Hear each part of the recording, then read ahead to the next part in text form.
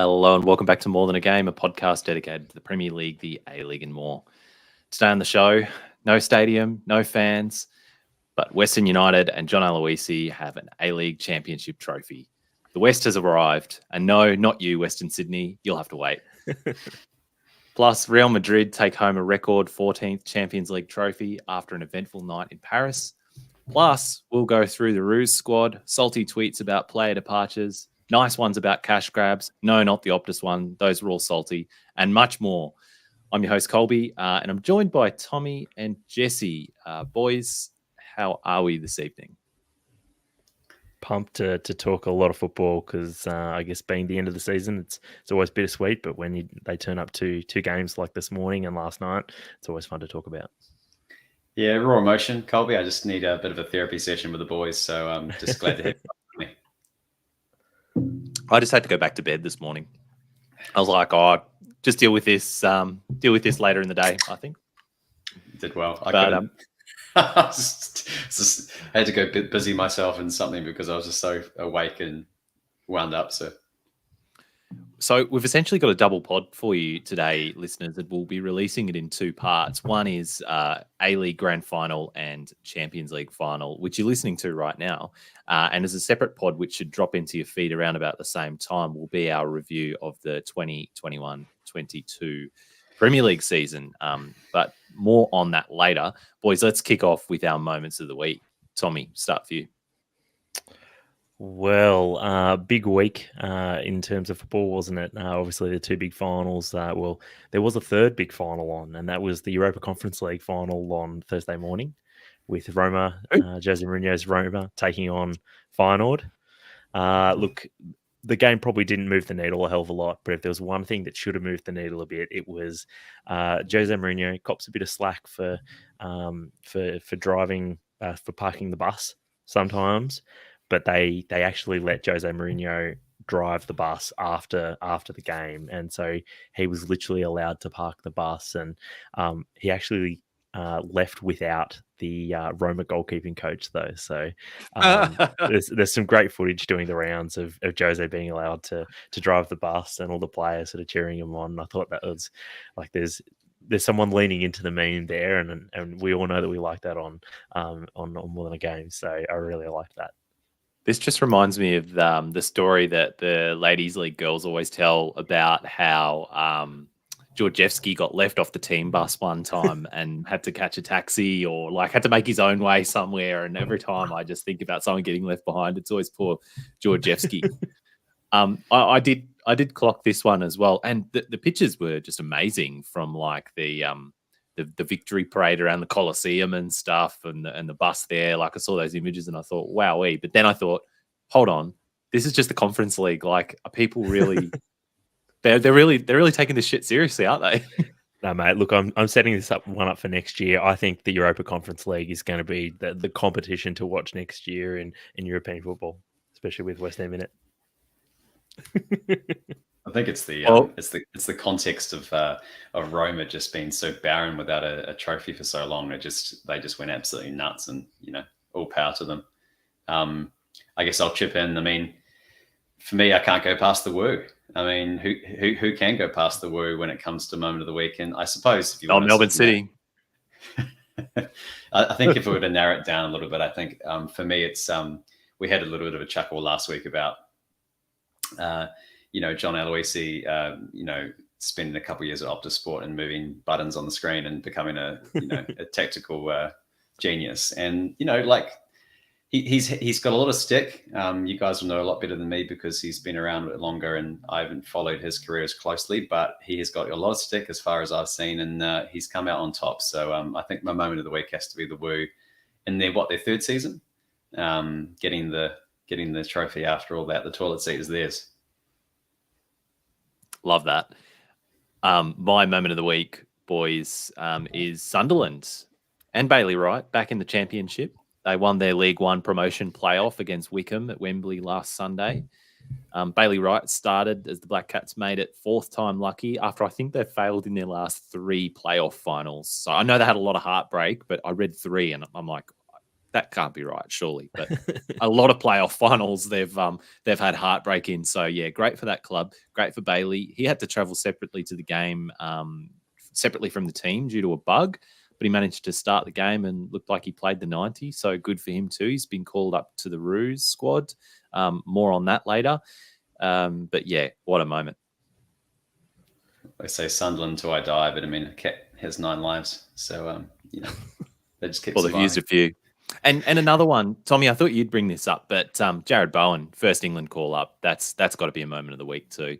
Like, what a season he had. I was looking, he had 18 goals, 3 assists. Like, he was playing non-league football in 2014 and now he's an international in 2022. So And I could have filled a whole podcast with West Ham stuff even this week, even though they didn't even play with Mark Noble retiring. But, I know that not all the listeners want to hear just West Ham chat. So I appreciate you taking it easy on us, mate. But let's hear your own goal. Well, as far as own goals go this week, I had 2, and I think I'll leave one of them because I think it's one that you two Liverpool fans I think will bring up. But it's a little bit of a backhanded own goal this week, and it's probably the hate that the A-League All-Stars and Barcelona game got sort of beforehand, and myself included for this as well, because I sort of turned my nose up at it, but then I watched it and actually really enjoyed it. I mean, only because the A-League All-Stars were actually very competitive and it turned out to be a really entertaining game. But I guess it was easy at the time to sort of turn up our collective noses at the concept, but I can't deny I really enjoyed it. Yeah, we'll have a little bit more of a chat about that before we get into the A-League Grand Final and the Champions League Final as well. We'll break that down a little bit more for you. Jesse, I think I know what your own goal is going to be this week, but let's just get it all out there now. The crowds outside the ground, is that you? Yeah. Obviously, a lot of people would have been across the Champions League final and the fans that were outside the ground. And I actually, to be honest, because of the change in time zones, because the evening all kind of finished as we started our day, there's still a lot of information that still hasn't come to light as to what actually happened.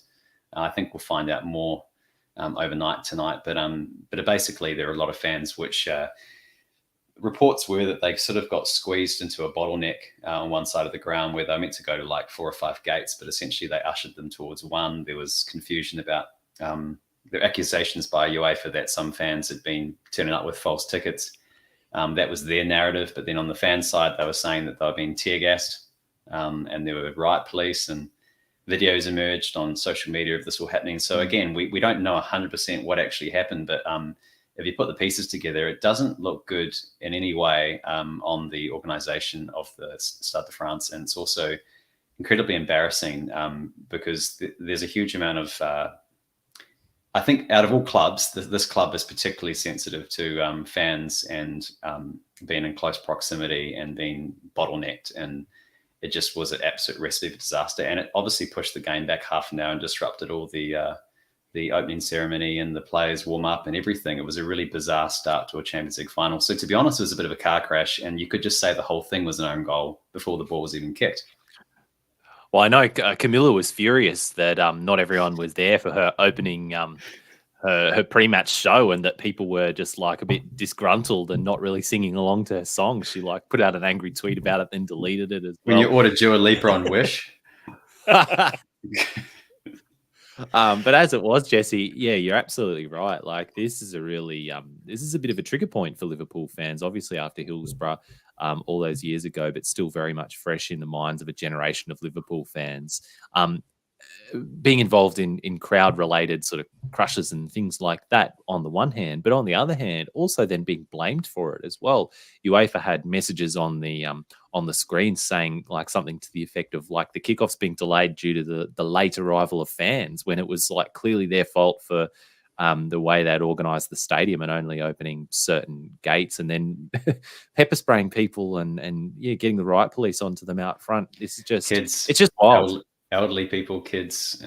It was just journalists. They weren't discriminating. They were just like spraying a lot of them. People showing their tickets, and people just, we saw the videos of it on social media. I'm sure they're all still up there if you want to go and have a look at them. But yeah, not great look at all. And I mean, it just goes to show, like, a lot of us in the A-League talk about over policing and things like that we see here. It just goes to show that football globally is still having this kind of stuff happen. My own goal, boys, it's on a little bit of a lighter note, also Liverpool related, not related to the Champions League. But there was a banner going around during the week. I think it must have been at one of the Liverpool games about Luis Diaz. I don't know whether you saw it, but it was sort of like a double own goal, because the banner read, "Only Colombia's finest gets through Liverpool's customs."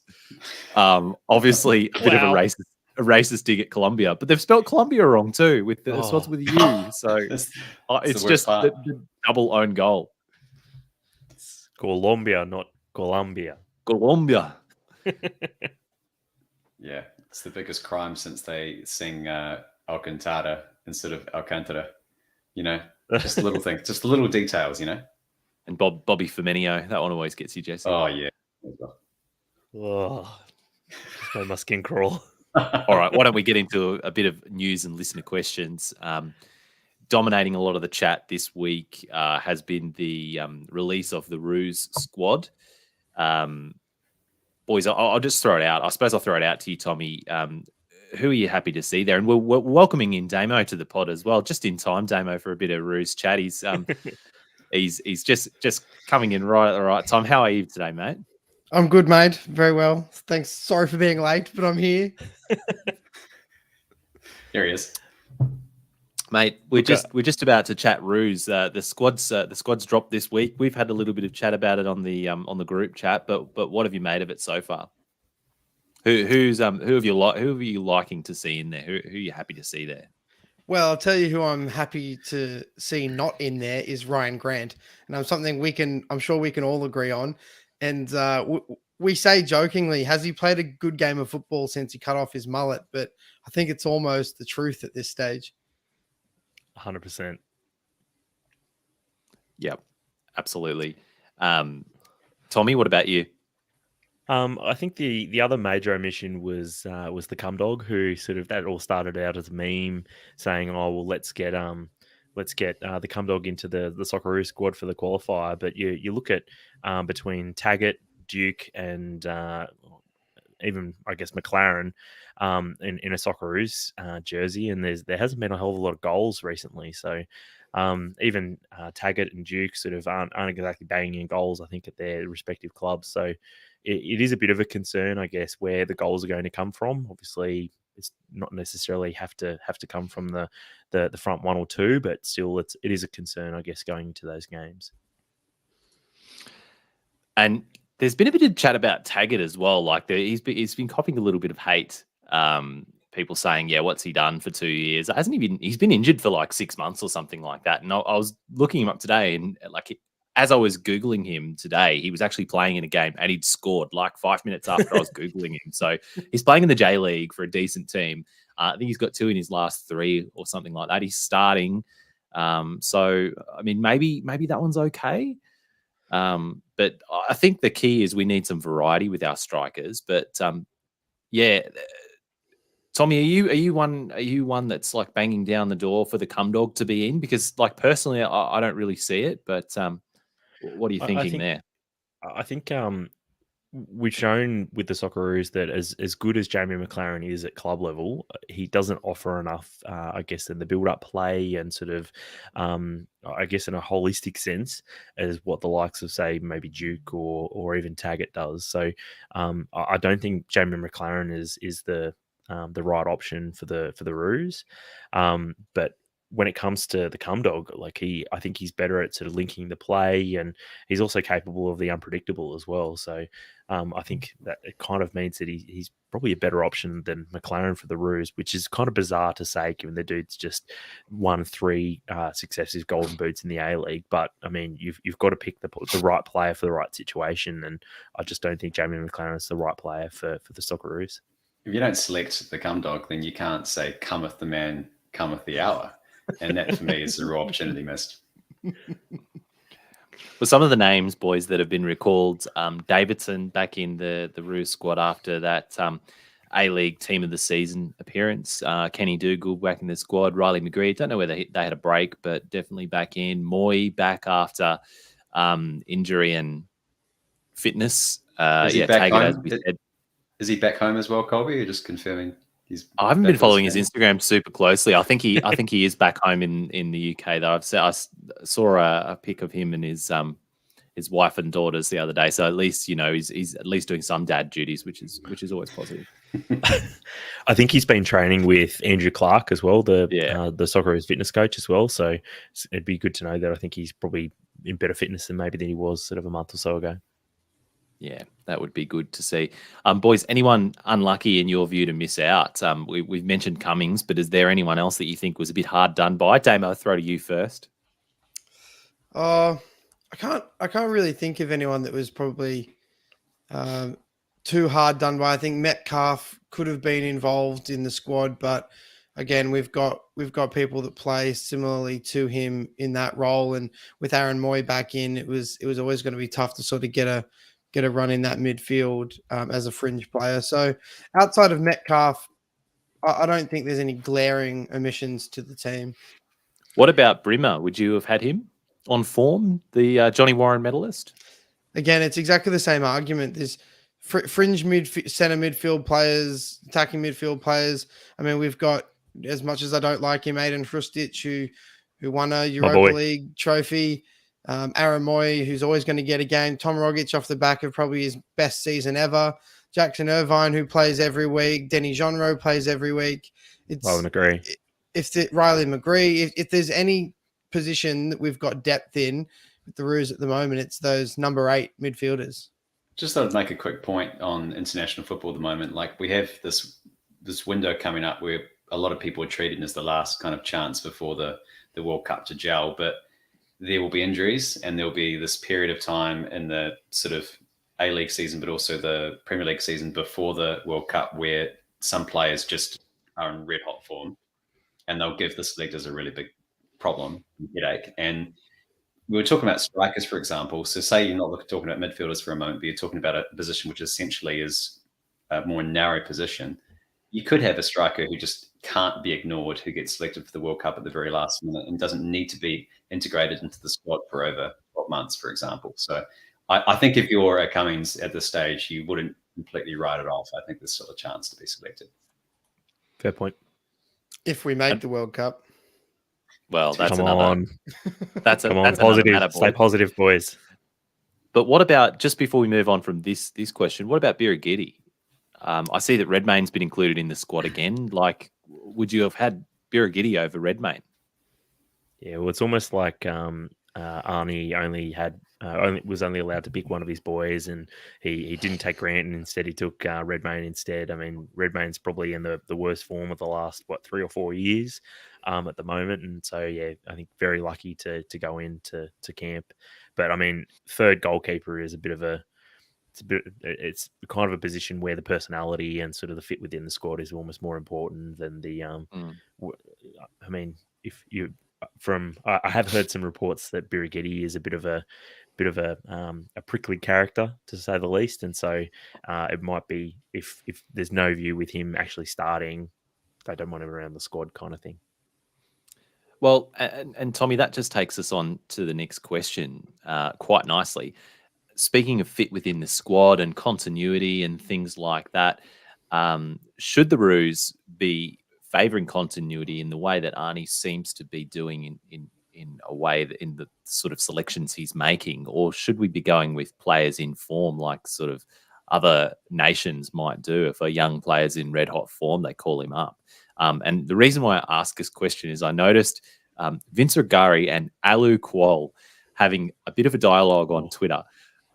With Vince Regari tweeting, like I'll paraphrase, but sort of saying, why aren't we rewarding players who are in form and getting consistent minutes? Like, you've got Cummings and Birighitti, what do they got to do to get a call up? And then Ali Kual sort of chipping in going, I don't even know anymore. I can name some players who coincidentally didn't form on par with other players and they didn't get called up. And then he was like gassing up his brother, of course, saying, Aaron Kual, he's got to change the structure of Australian football in the same way they do in Spain, including some of its youngest talents. That's the difference in who's performing and who is not. So what do you think, boys? Form or continuity?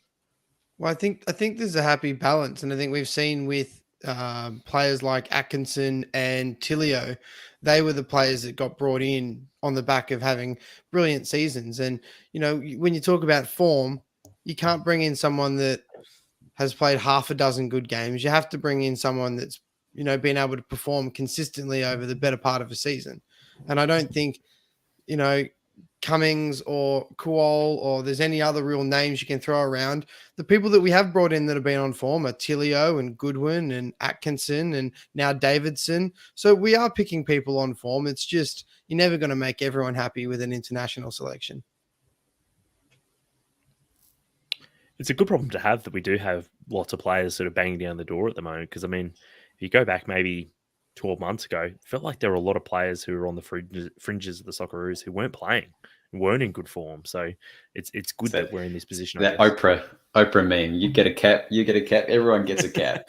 Well, I think there's 4 players that will be a part of this squad that actually don't have a club when the first game of these playoffs rolls around. So that sort of tells you about regulars that aren't playing regular football. You think Asbayac is just out of a club.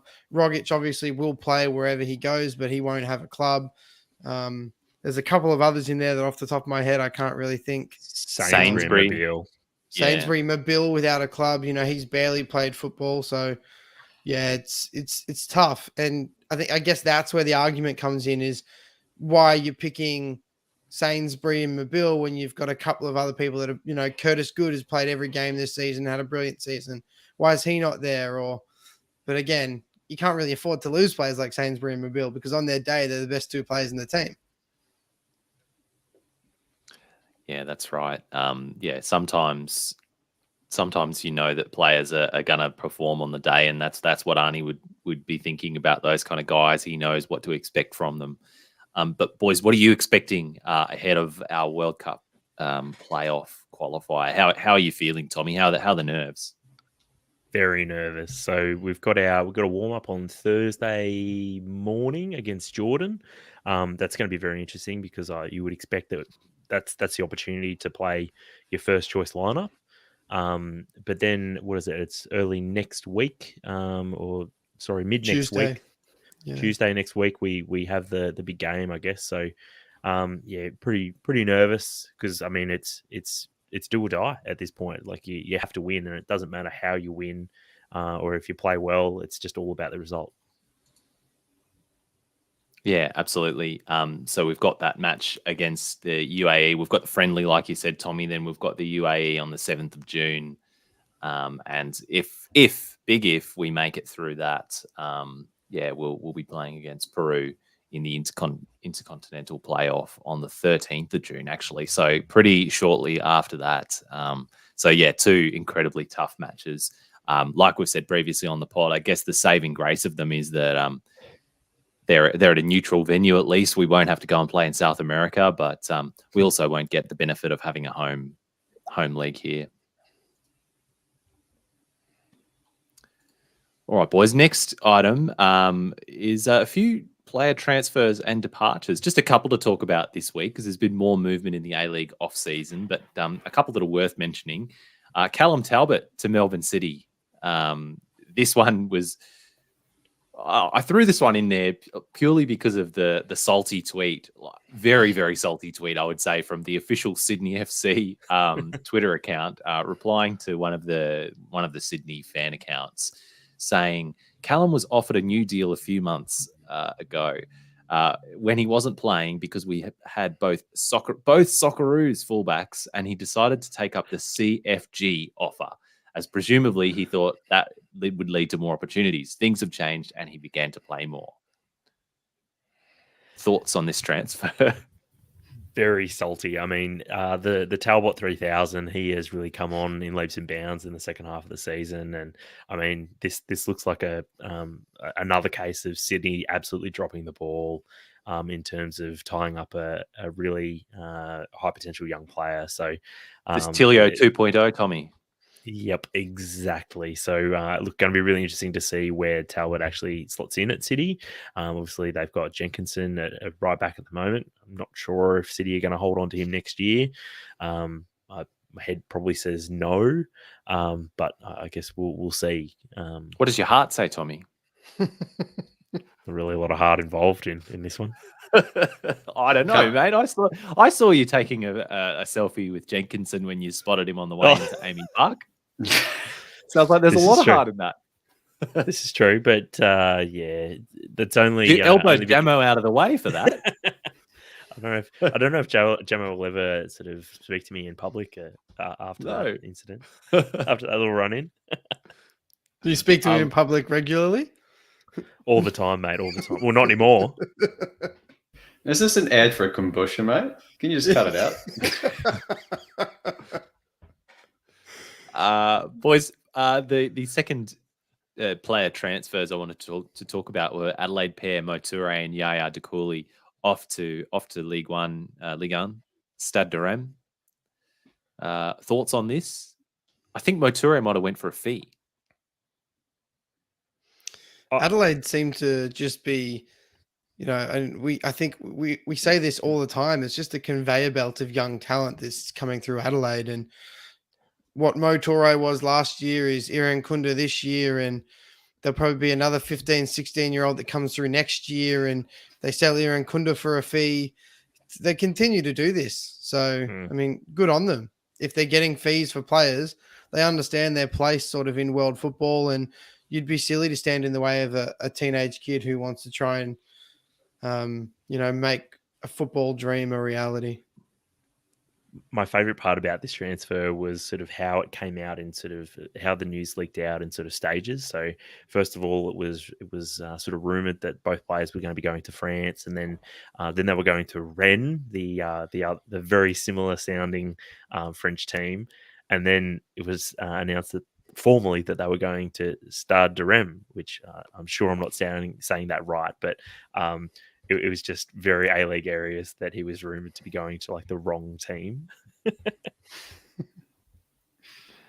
Love that though, but no, we'll look forward to following their progress, and we hope that they make it over there, as we do with all of the young talent that go over to Europe and try and make a go of it, and hopefully there'll be future Socceroos one day.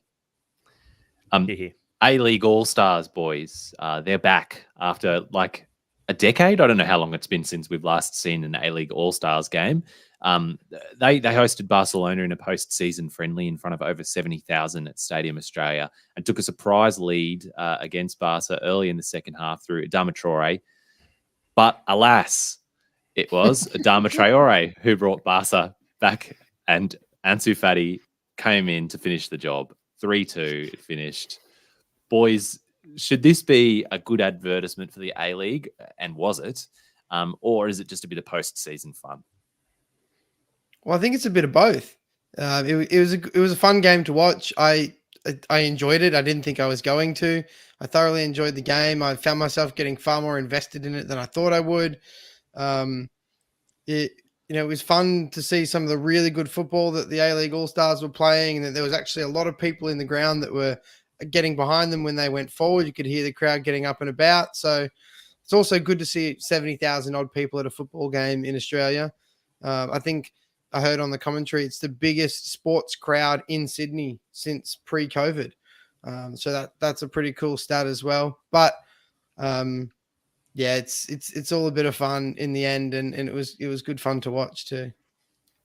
Reminded me a little bit of in rugby, how they have the Barbarians and they invite players from various clubs to play for a team against, say, the All Blacks or South Africa. And the old mentality of that team is always to have a go. And there's always some unusual moves or some flair that they throw in there that they're not bound to a system. They're not sort of entrenched in structure. They can just do whatever they want. And there was a bit of a feel of that with the A-League All-Stars. There were players playing with a lot of freedom who, I guess, for their respective clubs, maybe were a little bit I felt like they were a little bit more unshackled in the LS. Well, I think I mentioned this in our group chat, is that, the purpose of these games is to create exposure and to get eyes on the A-League. as much as it is to make money. But I had probably 3 different people who don't watch the A-League who messaged me independently about Garang Kuol within the day or two after the game and said, how good is this Kuol kid? I can't believe he's only 17 or however old he is. And that's the purpose of games like this is people like that get exposure. It's like you have an unread message from Xavi and an unread message from Alu Kuol. Those 2 people definitely noticed Garang Kuol, and as did many, many others on that night. So that was great to see as well.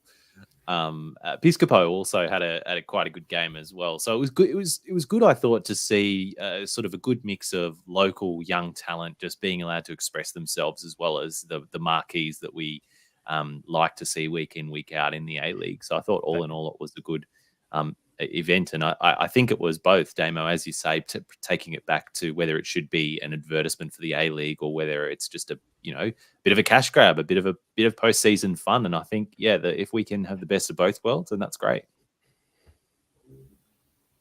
I don't think this could have panned out really any better than what it actually did. I mean, this is as good as it's ever going to turn out for sort of the A-League and the FFA, sort of depending on who organised it. So it was really the perfect way for it to turn out. And boys, can we read anything into Dwight York as manager from this game? We gave Barcelona a scare. They played some nice football. What did you make of 90 minutes of Dwight? The only thing that I can make of it is Dwight's going to bring a bit of fashion to the A-League managerial scene. The double-breasted wool cardigan I really enjoyed. I think it was the living end that said that all I keep hearing from you is Dwight noise. I just think it's going to be bulls to the slaughter this coming A-League season. With Dwight York has never won a match as a manager. Like they're just going to get hammered this year. He's got an 0-1 record.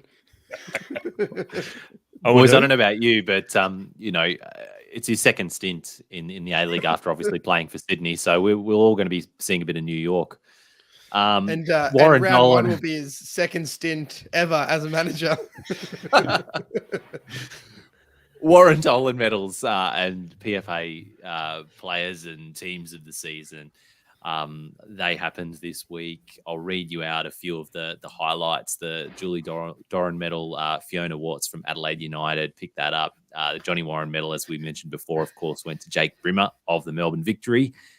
He got 32 votes. Damo, you shared this in our group chat. My boy, Jay O'Shea, was next closest on 25 votes, followed by your boy Goodwin, 24 votes, with Pena and De Villa on 23 votes, rounding out that sort of top 4 or 5. Happy with this, boys? Are you surprised? I'm just surprised there's no Lecky, no Petratos anywhere near those positions. Tell you what, I think it tells the story is you just need to log on to Twitter or Facebook and look at the threads of where Jake Brimmer was announced, and everyone 9 out of 10 comments is that's a funny way to spell Craig Goodwin. and I think we asked this question during the week, and no one knows the answer. Is who votes? I still don't know for these awards. Like, yeah, who's voting? And is this 30 different people have voted for Jake Brimmer, or is it like 10 people with votes weighted at 3 points? Like, how does it work? Who does it? Can we get some answers? It's like the episode. We need to make someone accountable for this. This is the episode of South Park where they're trying to find out where the internet is. Someone needs to be held accountable for this mistake. Yeah. And I think the best tweet I saw, this is the worst decision I've seen since Melbourne Victory gave Robbie Cruz the victory medal. Which, to be fair, in the crap season that they had, that was actually a really nice decision. But anyway, women's golden boot, Fiona Watts. Jamie McLaren, as we said, picked up the golden boot in the men's again. Goalkeeper of the year, Bira Giddy, we mentioned that as well for the men. Casey Dumont of Melbourne Victory picked it up for the women's. Women's Young Player of the Year, Holly McNamara of Melbourne City. Men's Young Player of the Year, the Port Macquarie Pele, Angus Thurgate, or Thugate, as we like to call him on this pod, Women's Coach of the Year, Adrian Stenter of Adelaide United. So they had quite a season. Men's Coach of the Year, Tony Popovich. Query whether they've gone off too early before the finals there. Women's Ref of the Year, Lara Lee. Men's Ref of the Year, Alex King. And then we get into the PFA Players of the Year. For the women, Sam Kerr. For the men, Tom Rogic. Young Player of the Year, PFA, Mary Fowler. And Young Player, PFA, Denny Johnroe. Thoughts on those, boys? Did we get the right Coach of the Year? That's probably the one where, like, now with the grand final result, it's one that's probably looking like it's a little bit more controversial than maybe some of the others. I mean, Popovich has done a pretty incredible job, but I mean, you also got to look at the squad that he's got too, and you'd say, yeah, that's probably a top four squad. Whereas you look at the Woo squad, and I don't think a lot of people were predicting them to go anywhere near as well as what they did. And final item. Sorry to interrupt, but the Woo obviously won the grand final, and they had 2 players out of how many get picked in the PFA Team of the Year. There's 11 starting players and 7 players on the bench. And they had Leo Lacroix and Neil Kilkenny were the only 2 players. Oh, Garuccio as well, so 3 players. But there's a big over representation there of Melbourne victory in that team. Man, how much is Garuccio just trading on that scorpion kick, eh? I thought he had a brilliant season, to be fair. To be fair, I thought that was the best scorpion kick that was scored this season. So, I mean, I think that's only fair and reasonable. Can't wait for next season's. And finally, boys, Optus have rocked soccer Twitter today by announcing that they're going to be putting up their prices. Damo, what's happened? Well, I'm sure we've all got the email. We've all seen the tweets. Optus, if you're not an Optus subscriber, it's been $14.99 to be a month to be a subscriber, and it's increasing to $24.99 per month, which they're off, charging premium prices for they're losing more content. I mean, the quote from Optus officials was really on the back of the success and the growth of the viewership of the Women's Super League. They had 150% more viewers this season of the Women's Super League than the season before, and it was like 100% year-on-year growth that year before that. And so they're sort of putting this price rise on the fact that their women's football catalog is so valuable that you should pay more for it. But I think if you really looked at it, I'd say 95, 96, 97 more % of the viewers on Optus Sport exclusively watch the Premier League. And it's a rort to pay $25 a month just to watch maybe 3 or 4 games a week, max. So why have they done this, Damo? I don't know. You're telling me. It's kind of what you're touching on, though, Damo. It's like it's kind of exploiting the fact that women's football was becoming more popular, really, because it's like basically like you notice in the fine print on one of their graphics that they're talking about the Women's World Cup 2023, I think it is. So they're already cashing in on the fact that next year this is where you need to go to watch the Women's World Cup, even though it's obviously going to be in Australia, that they'll be showing the coverage. So I would have thought they would have gone down the path of, at the time, they would advertise passes like you do for World Cups and things like that, where you're like, if you want to watch the Women's World Cup, here's an offer that we have during the World Cup, and it gets people in, like through the door. I would have thought you'd do that as kind of like a bundle closer to the World Cup, rather than basically sort of trying to like blackmail at people at the start of that year of football, which will start in August for the Premier League. It just seems like they've gone early and they've gone too aggressive. Like no one generally in most markets will up their prices that aggressively. You could imagine a $5 sort of thing, but they've gone 10, which is, I just feel like it's a bit of a faux pas. I think the biggest thing here is the price increase is so significant because the content acquisition rights, the costs of content acquisition is absolutely skyrocketing because there's so many competitors. There's so many people competing for these content rights. We've seen 9 and Stan have got the Champions League, and obviously 10 Paramount have got the A League. There's football across any and all streaming services in Australia, and Amazon have obviously got rights in the US and across the UK, and they're interested in trying to get it in Australia as well. So it's putting the price of content acquisition up. And at the end of the day, it's the consumer that has to pay for that. Well, and it's exactly. happening with sport.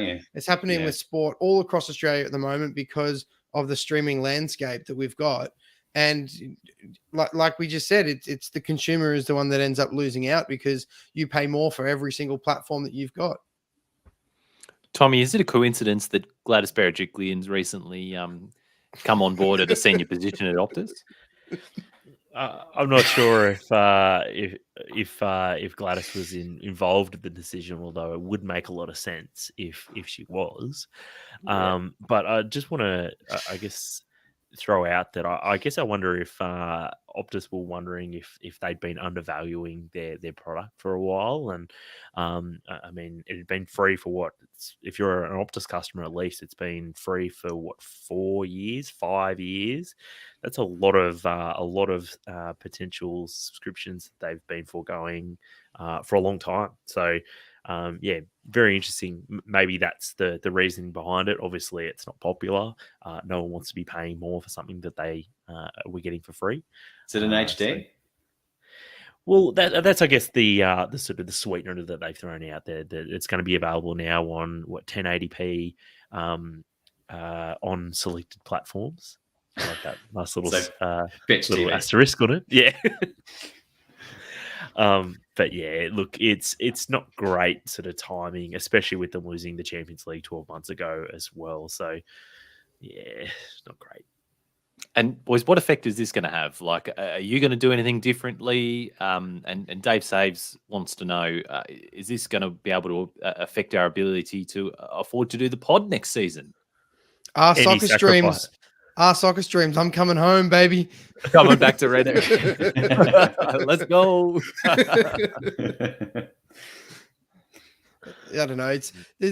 You could go down the rabbit hole here about the cost of living and how expensive everything is, and something's got to give. And what do you cut out first? Is this a luxury item that you can afford to pay nearly $30 a month to watch a couple of games a week? You know, I don't know.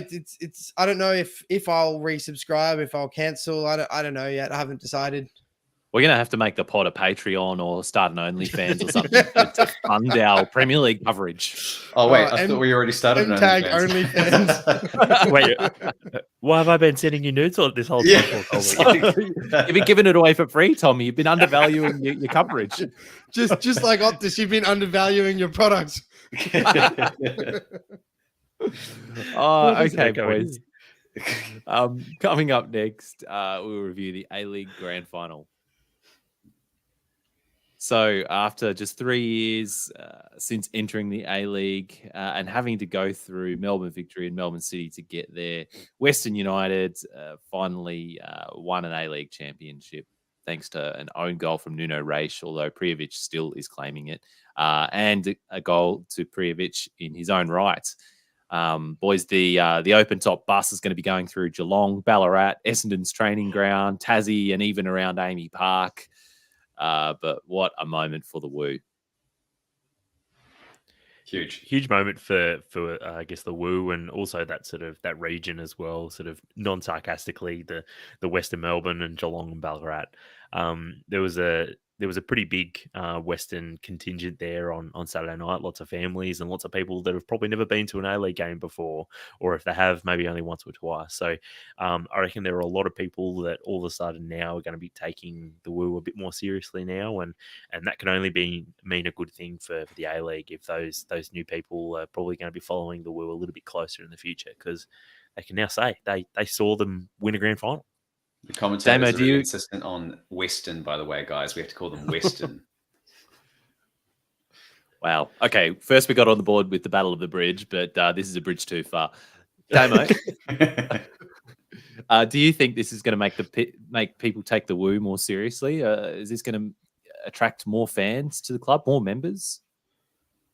I think in the short term, yes. I mean, success on the field gets people bums on seats, and a perfect time to start breaking ground on the stadium, which I believe has happened. Tommie, you've probably got more knowledge on that. I believe it's either just happened or is imminently happening.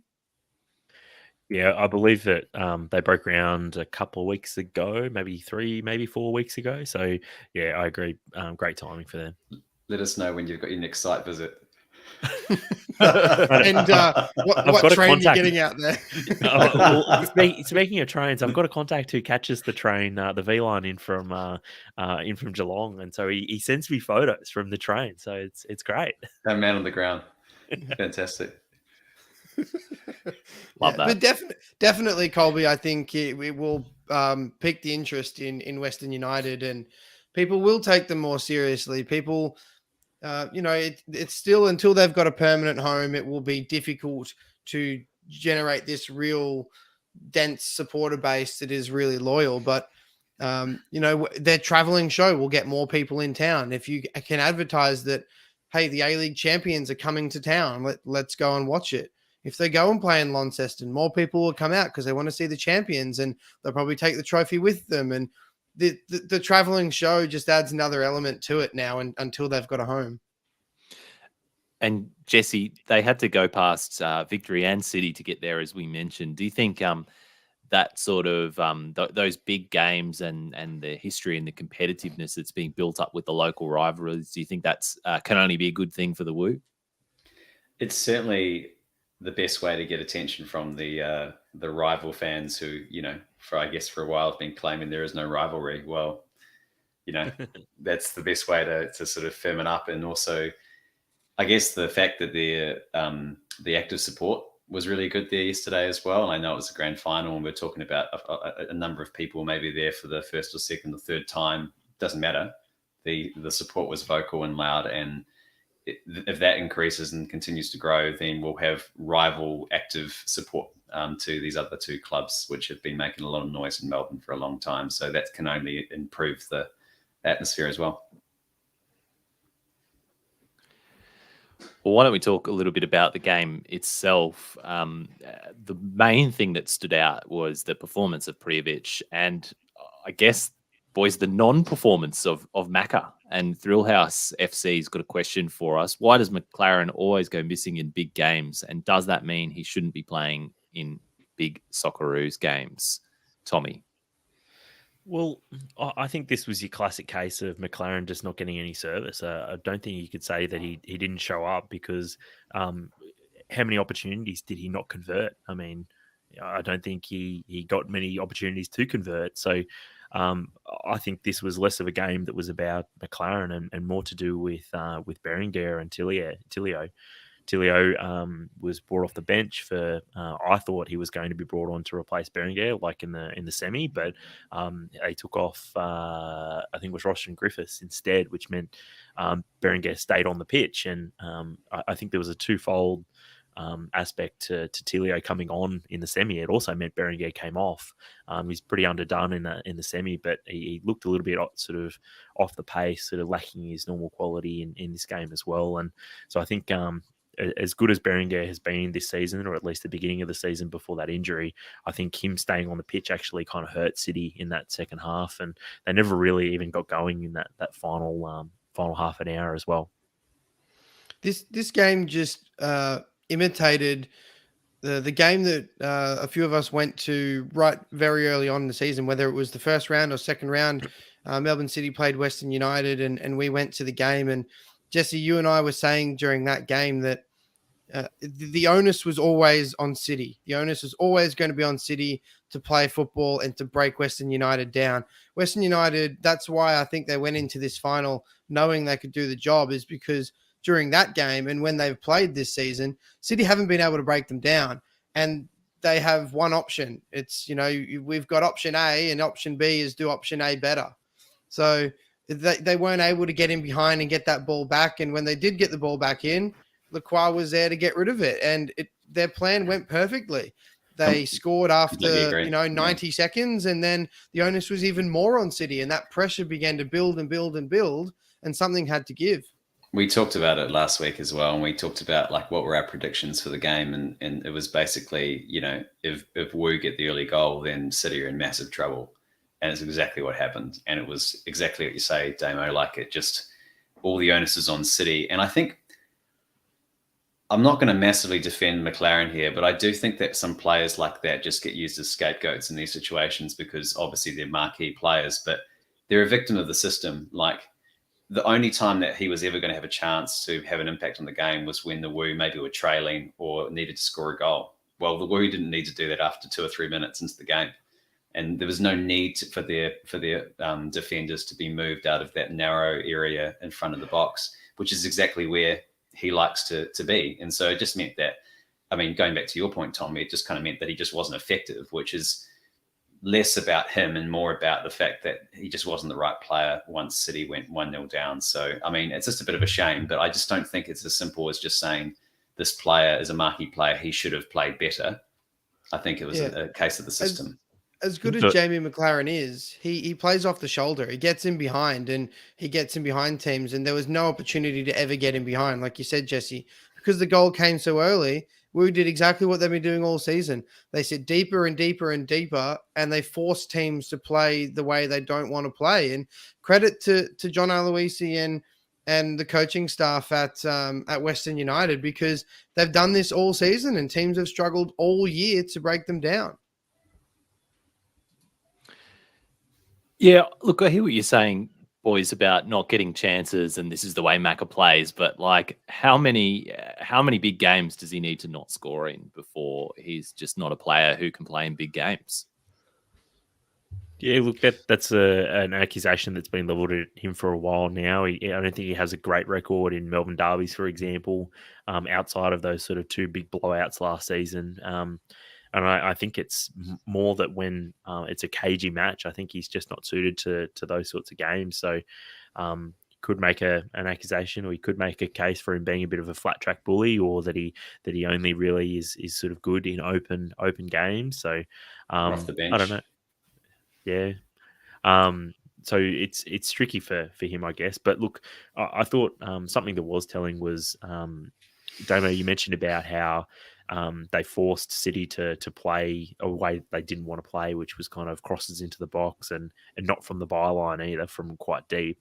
And I think it was about the 70th minute when they finally sort of played it into McLaren's feet. And I thought, look, you have to sort of try something a little bit different to move them around or to try and create something. And they didn't try to get sort of Metcalf close to McLaren to sort of play like a wall pass off of him, just to try to mix it up a little bit. It took until the 70th minute until they did something like that. And I think that's something that might have been a little bit more effective, but it looks like that just wasn't in the playbook. Well, let's flip that the other way around, boys, because we've got a question from Connor Payne about what the Wu did to limit City. It seemed like City had maybe 2 decent chances all game between McLaren, Leckie, and Naboo. And we'll assume this isn't the actual Connor Payne, because my answer then would be, well, it was when you wound up Jenkinson. That was really what set the whole thing off. But boys, so yeah, what did the Wu do effectively? Well, I think they did what they've done all season. And Jesse, you mentioned it before, that low block that they sit in, and they force teams to go wide in areas that they don't necessarily want to play in. And they let them have the ball in those wide areas, and they let them get the ball into the box. And then we've got the numbers there to clear it. And I think that's what they did really, really well again, was sitting in that low block and forcing teams to play the way they don't want to play. 100%. That's you've nailed it there, I think, Damo. And just on that headbutt on Connor Payne, it was reviewed by the VAR, and it decided that nothing doing there. Was that a red card for any of you boys, or at least a yellow? I think it was for anyone else other than Connor Payne. I'd say red card, but Connor Payne does tend to piss me off, just the look of him. So. and Connor Payne got kissed on the dick for that second goal. So it's true. So yeah, good to happen to a nicer bloke. Well, boys, if we shift it over to City then and we talk about Paddy Kisnorbo and his game plan, Tommie, you mentioned Tilio came off the bench sort of later in the piece than you might have expected, or in a different substitution than you might have expected. He's been great off the bench. We know this. But on form, was it the right decision not to start him? Look, I think even this season, Tilio has shown that he's best used off the bench in that final 30 minutes of a game. So I think it was probably the right call, but I stick by my call earlier that it probably should have been Berenguer who came off rather than Tilio. Rather than Griffiths. Do you agree, Damo? Yep, I think Berenguer was a bit of a passenger, particularly in that second half. And like Tommie said, he sort of weighed the team down. If anything, that was a bit of poor management from City's behalf. But then again, he's one of those players that he can be underdone and he can make things happen. And in that game, because they weren't able to play the way they normally wanted to play, you've got to rely on the sort of individual brilliance of players. And even a half-done Berenguer has that. But in hindsight, it seems like a silly decision to leave him on. And boys, what about Aloisi? Managerial career on the rocks before this. We mentioned, Jesse, you mentioned at the top, just pushing buttons at Optus, wearing the white sneakers. I mean, he's been the subject of meme announcements for Melbourne City and Melbourne Victory. Nobody rated him. But how impressed have you been with him this season? And do you think his reputation's been redeemed?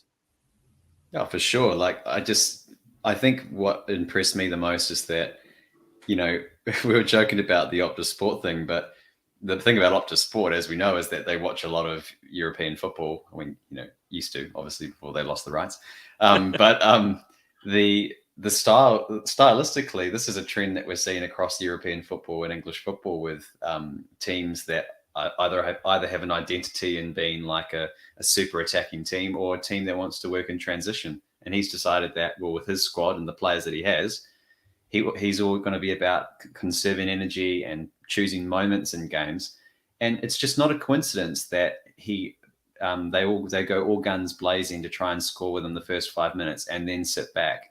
They did exactly the same thing against the Knicks, and they've done it throughout the season and various times. And I said last week that I think the most amazing thing about it is that, and it's just so crystal clear, is that it keeps their energy levels up for the late part of the game. The other team's using all their energy, trying to break them down, and they're not really doing anything other than just clearing balls from the box. And it just means that the minute that they have a sniff on the counter attack, they have all the speed, they have all the legs, and it's just smart management. And I think it's a really good example of horses for courses. I mean, I don't know if Aloisi would play like that way in a different squad, but he's obviously decided with that squad that that's the best way to use them.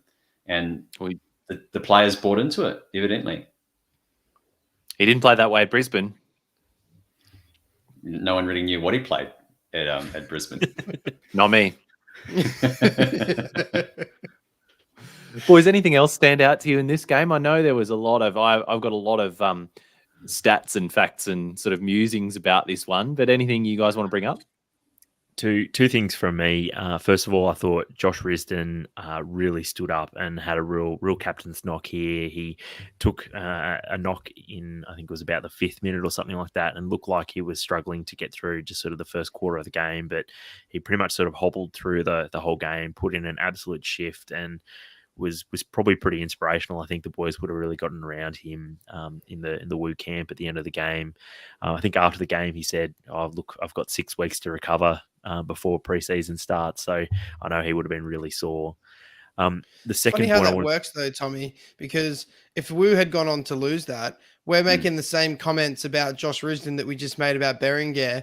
In hindsight, it seems stupid to leave him on because he's underdone and that was the cause that they lost. So yeah, it worked out this time, but if they lost the game, it's almost a silly decision.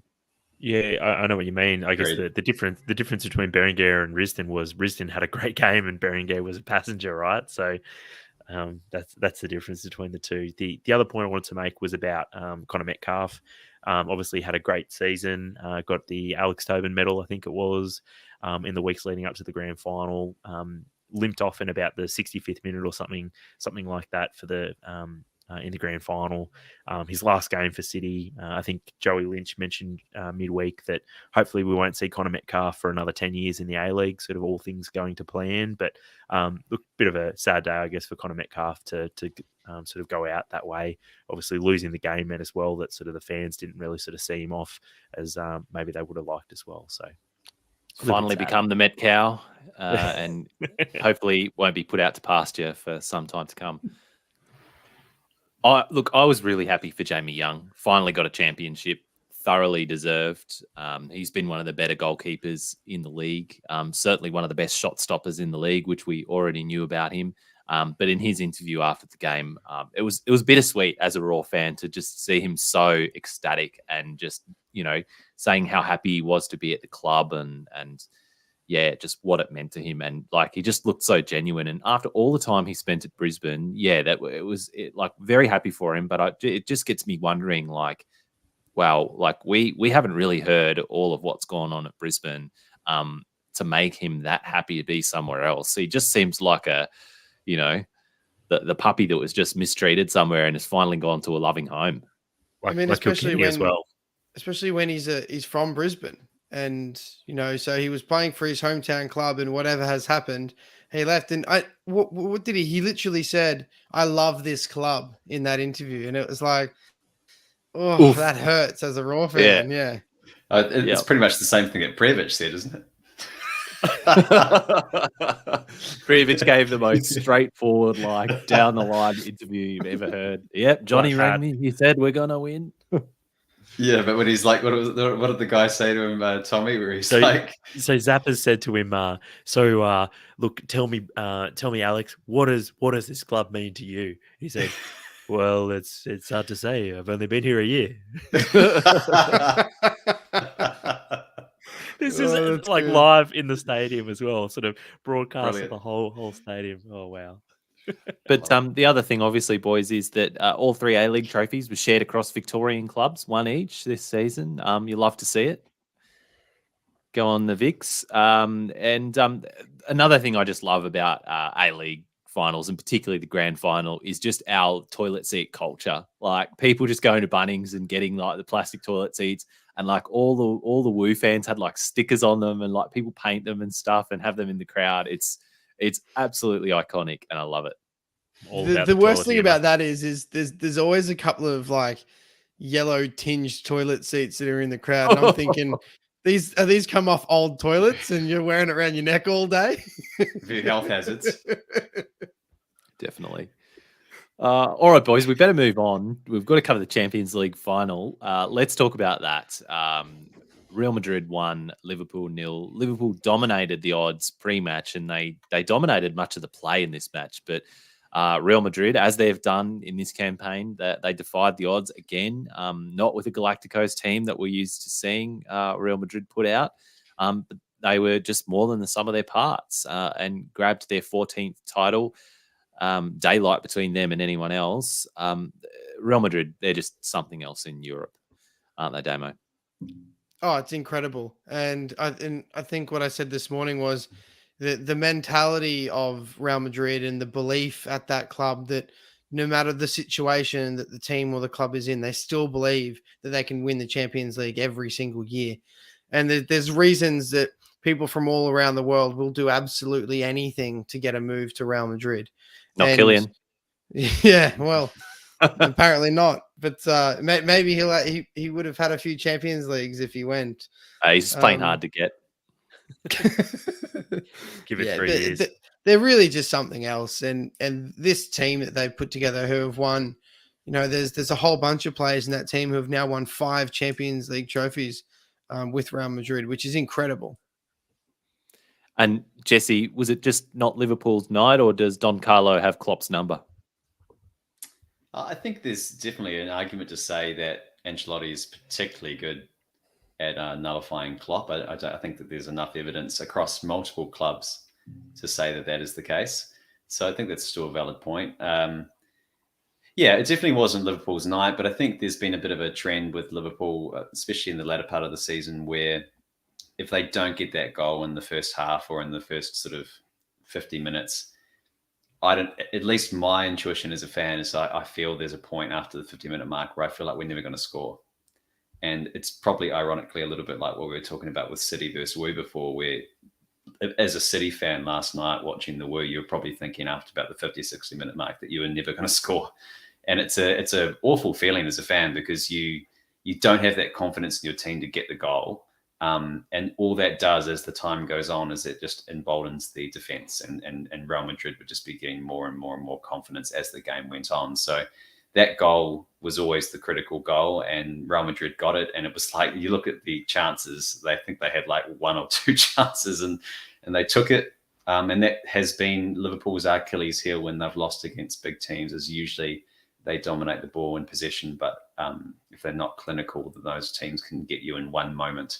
And that's all that Real Madrid needed. So no complaints in that regard. Like, they took their moment.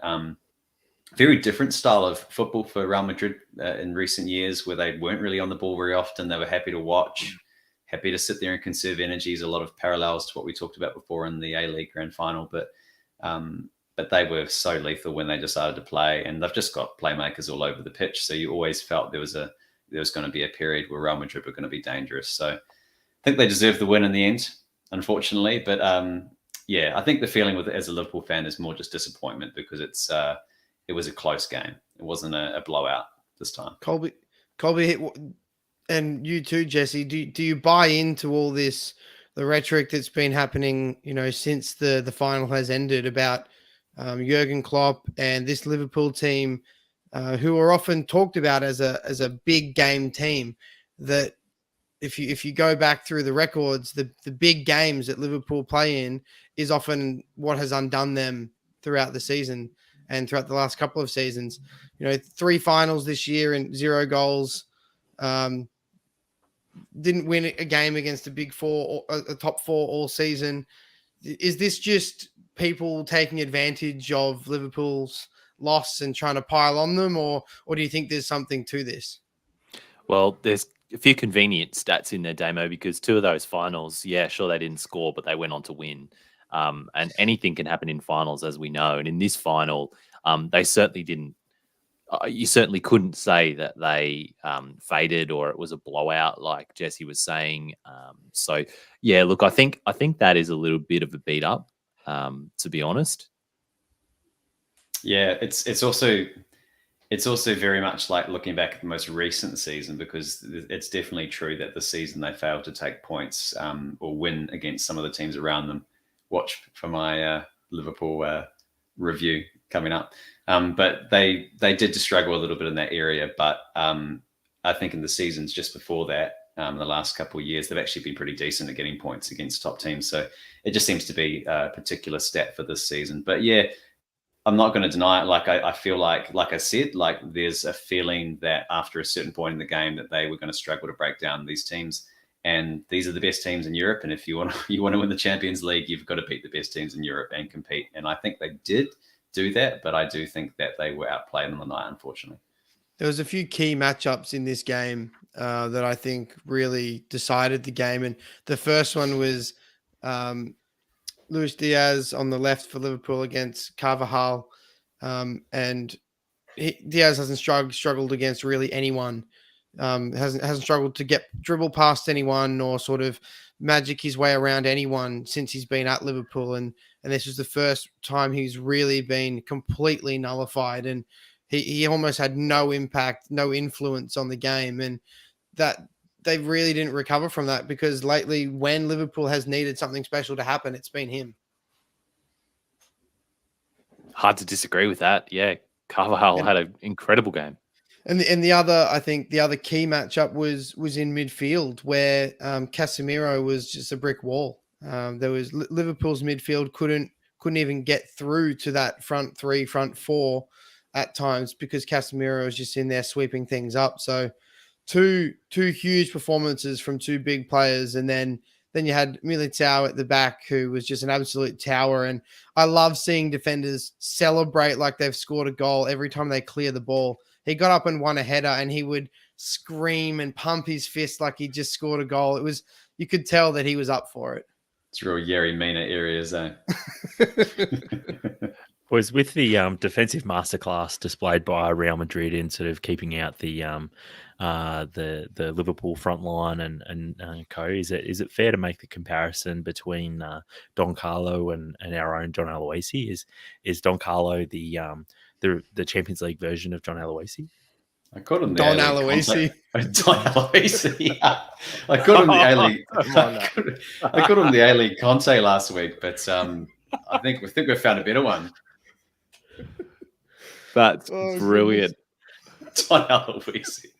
The other matchup that everybody was talking about, boys, was Vinny Jr. and Trent, and while it wasn't to my eye, it wasn't as ongoing a sort of battle as people were building it up to be pre-game, but as it was, it proved to be the decisive moment in the game where I'm going to be generous and say it was a scuffed shot that ended up finding Vinicius Jr. fortunately at the back post where Trent was supposed to be marking. But Damo, what would you say about this and about both Vinicius Jr. and Trent's performances?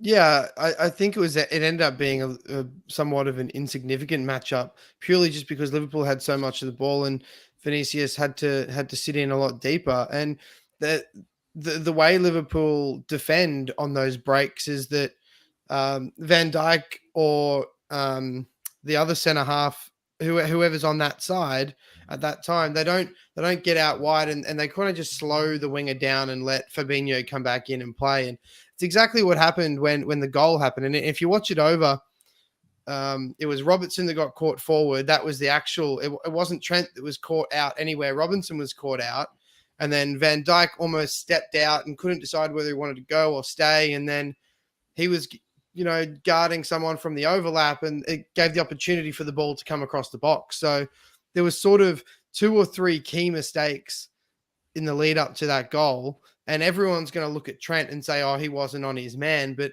at the end of the day, yes, he should know that someone's there, but that ball should never have come across like that either. Do you agree with that, Jesse? Yeah, I mean, it's ironic because that pass, I mean, even if it was a shot come pass, that's actually the kind of ball that Trent's quite famous for, just fizzing it across the front of goal. So I think actually, to be honest with Trent, is that he just does what the manager tells him to do in that situation. And going back to what Damo just said, is the manager wants them all to push up, and he's not actually. That's just a system thing. Again, it's just a system thing that he is told as one of the Liverpool fullbacks that he's not to sit deep and wait for that ball. He's to go forward, and he's actually, if you watch the replay, he's like about 10 meters away from him at one point. Like he's not even marking him. So that doesn't just suggest to me that he's a poor defender. It suggests to me that he's been told not to pay any attention to him. He's got to trust the offside trap, and unfortunately, it didn't work on that occasion. Are you suggesting that Trent's going to give the Nuremberg defense sort of in the post game when he gets back into the training shed? He's just following the coach's instructions. Jesus. Oh, good. It's real defense force areas. Really sorry about this, listeners. I was just going to say, although that sort of matchup that you asked about, Vinicius and Trent, ended up being, somewhat insignificant, wasn't the battle people thought. In saying that, I think Trent Alexander-Arnold had a particularly poor game. His delivery into the box, his delivery moving forward, the long ball he puts over the top to the wingers is often so crucial. That wasn't there this morning. His crosses didn't seem to hit any targets. It just felt like he had a particularly poor game, in my opinion. And just moving into the midfield, Damo, you've sent us a listener question. Is this the greatest midfield of all time? The greatest midfield 3. Which would be Modric, Kroos, and Casey Miro. Would you like to answer your own question, Damo?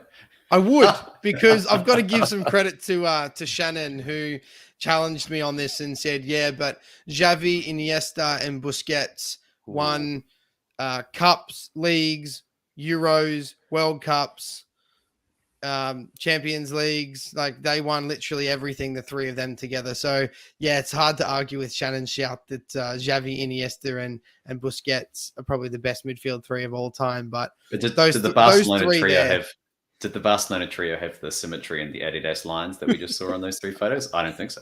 But I mean, those 3 there have got to be in the conversation of, and I think they're highly underrated midfield in terms of people talking about the greatest midfields in the world. These 3 have won 5 Champions Leagues together. It's pretty incredible. Wow. And speaking of winning things, surely Benzema wins the Ballon d'Or now.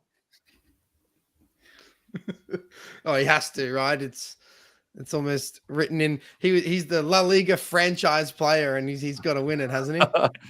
I didn't Rest even in peace, really Robert. care about the answer to this question. I just wanted to say Benzema, like the commentators were saying it this morning. Oh, that was really getting to me.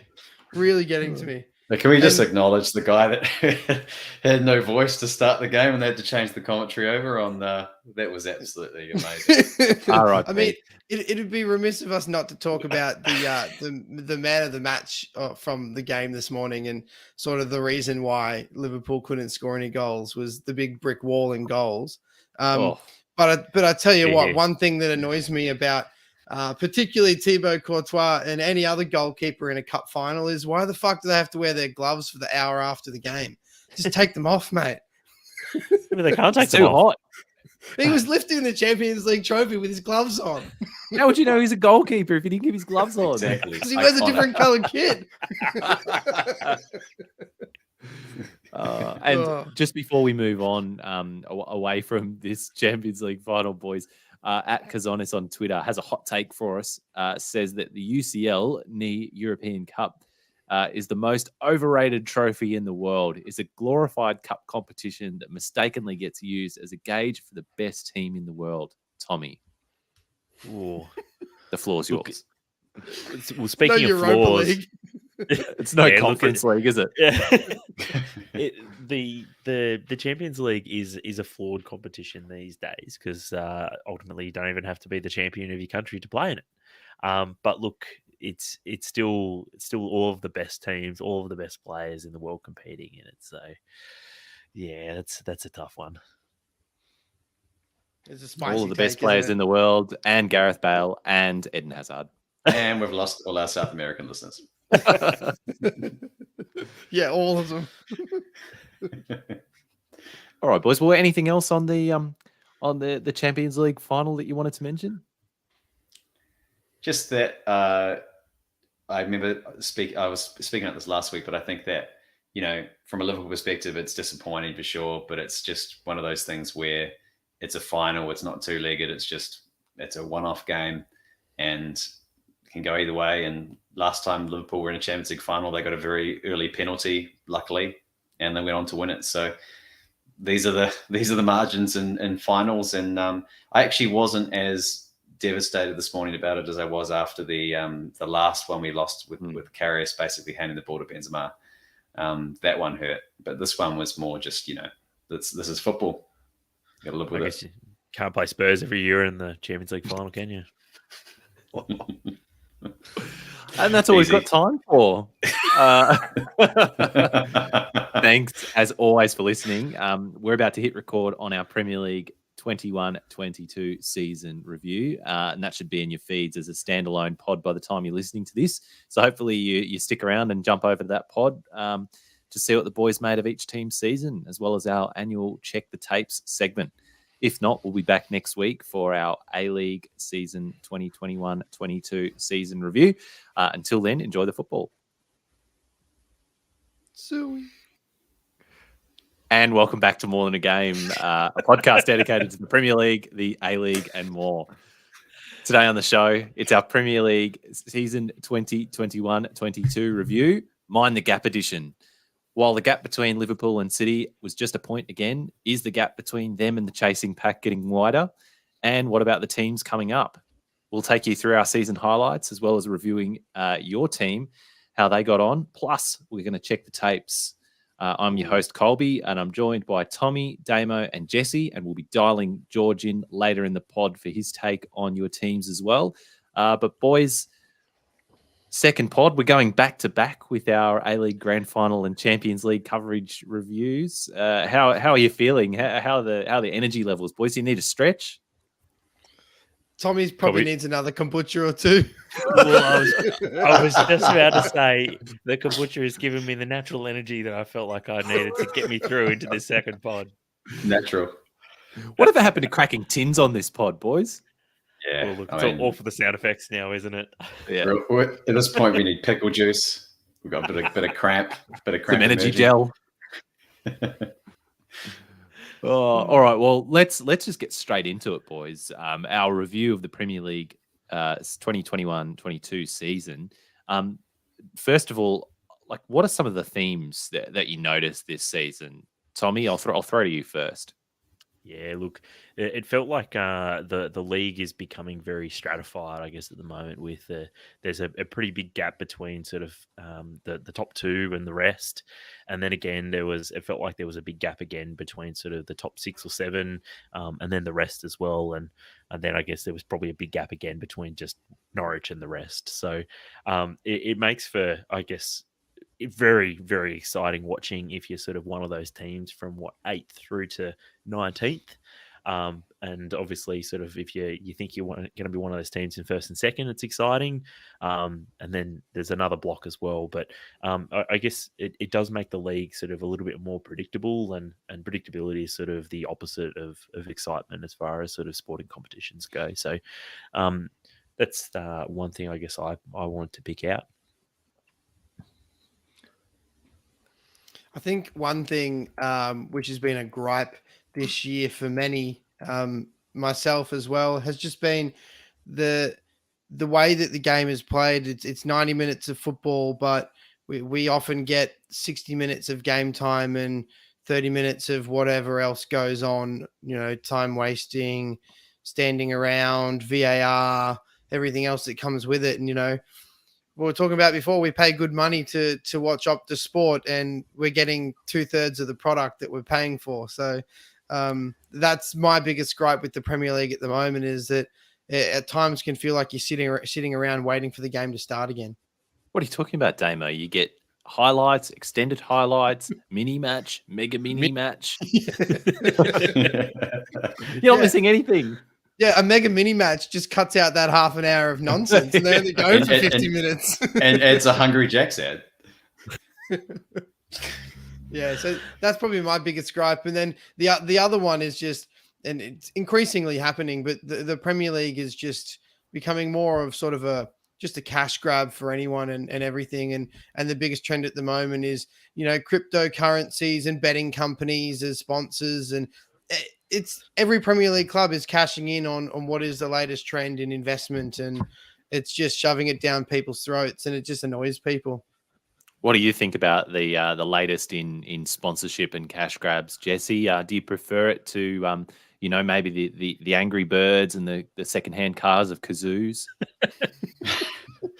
Very Everton themed. This is a kazoo pod, isn't it? Well, it's a Watford pod, aren't they, kazoo? Yeah. No, they were Colby or whatever it is, the pet food thing, or it looks like a pet food thing. They sell sporting products, don't they? Colby is the manufacturer of their kit. It looks like their sponsor.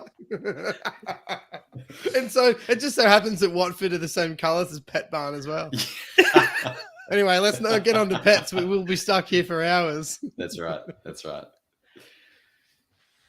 All right. Well, what about the other theme, I guess, from this season was just the ease with which the teams seem to be relegated. I mean, we had Huddersfield those years ago that was, very quickly, I think, almost set records, or did set a record for how soon they were relegated. But I mean, Norwich and Watford, I'll be featuring in my take on Norwich and Watford in our Check the Tape segment, and I tell you what, I didn't fare too well, but neither did Norwich and Watford, boys. What did you make of how much of a fight they put up? Look, Norwich, very, very briefly, I think it was in about December when they had back-to-back wins against, I think it was Burnley and Watford, and you sort of thought, oh, geez, Norwich might actually make a go of this. It was just after Dean Smith was appointed, and you thought, oh, wow, like maybe they might actually have a chance. But just as quickly as we thought they might have a chance, they pretty much proved us all wrong by then. I don't think they won a game then for another 2 months or something like that. So, yeah, look, just a really frustrating, disappointing campaign from Norwich, and just very uncompetitive, even compared to sort of the next best team, who were Watford, who also weren't particularly competitive either. And moments of the season, boys, and season own goals. Did you have let's get a few of those out. Damo? Yeah, moment of the season. I won't specify a specific moment, but there was a couple of games that were unbelievable, and one for me that stood out as sort of a game of the season, a moment of the season, was the Leicester Spurs game, where I think Spurs scored 3 goals in the space of 2.5 minutes or something, or whatever it was, at the back end of a game. It's stuff like that just ended up finishing 3-2 to Spurs, and obviously a crucial result in terms of what happens in the league. Although it was 3 months out from the end of the season, it's moments like that, 2 minutes of a season, that can just completely change the result of a campaign. So that was a moment that stood out for me. As manager of What a Moment FC in Fantasy Premier League, I feel like I can comment on this, and I completely validate and endorse what you just said, Damo. I also had that down as a moment of the season, but I actually framed it more into the Conte effect and the impact he had on Spurs, because there was that game, and then there was the game that when I was on the way to meet you for a round of golf, Damo, where we had the audio on for City versus Spurs, and it was the game where Kane scored it right at death to win. They did win, didn't they? I'm pretty sure they did, at the Etihad. Or was it a draw? I really can't remember anymore. Let's just remember it being a great game. Yeah, I remember. What a moment. Yeah, what a moment. Yeah. No, what a draw. This is your best moment of the season, Jesse. Spurs, the way it happened is Tommie. It's been a big season. Spurs were leading, right? And then I was listening to the audio driving in the car, and then I heard, City have got a goal. Oh, damn it. Oh, well. No, City have got a penalty. Oh, it's a goal. Oh, well. I'll turn it off and I'll get out and I'll get all my stuff ready. And then Jesse pulls up next to me in the car park and goes, "They've got a penalty." And I was like, "Yeah, I know." He's like, "No, Spurs have got a penalty." And Spurs ended up scoring and going on to win. So, yeah, they did win in the end. That was another good one. But another moment of the season for me was Brentford on the opening day doing Arsenal in. What a way to start your first ever season in top flight football in England in your history, is to beat, in 74 years, first Premier League season, to beat a team that were trying to make the top 4. So an incredible result, and what a moment, FC. Is that one endorsed? Yeah, it's certainly endorsed. Yeah, great. And I tell you what, it was also endorsed by Paul McCartney was "Hey Jude" playing on repeat for the entire night after that win. Is this your own goal of the season, Jesse? Because if so, that's a smooth transition. No, we're going to talk about more serious matters for the own goal. I mean, I think we need to acknowledge some, pretty appalling off the field behaviour with Greenwood. I don't need to go into that, but that was a massive own goal for me. But I'm actually going to take a slightly lighter approach to Rafa being the Everton coach. Agent Rafa. Just to give you an idea of how long ago it was since the season started, guys. Rafa joined Everton 30th of June 2021. He was nominated alongside Nuno Espirito Santo, David Moyes, and Thomas Tuchel for the August Manager of the Month award.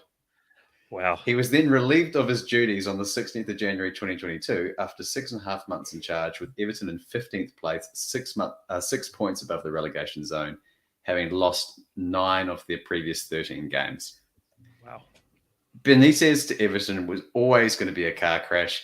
Everybody could see it was going to be a car crash, including, I'm sure, the man himself to some degree, surely. But he took the job anyway, and we know that the rest is history. But I mean, for me, that's just one of the top own goals of the season. I mean, what was he thinking? Tommie? Yeah, look, for me, moment of the season, hard to go past Christian Eriksen's return back to football.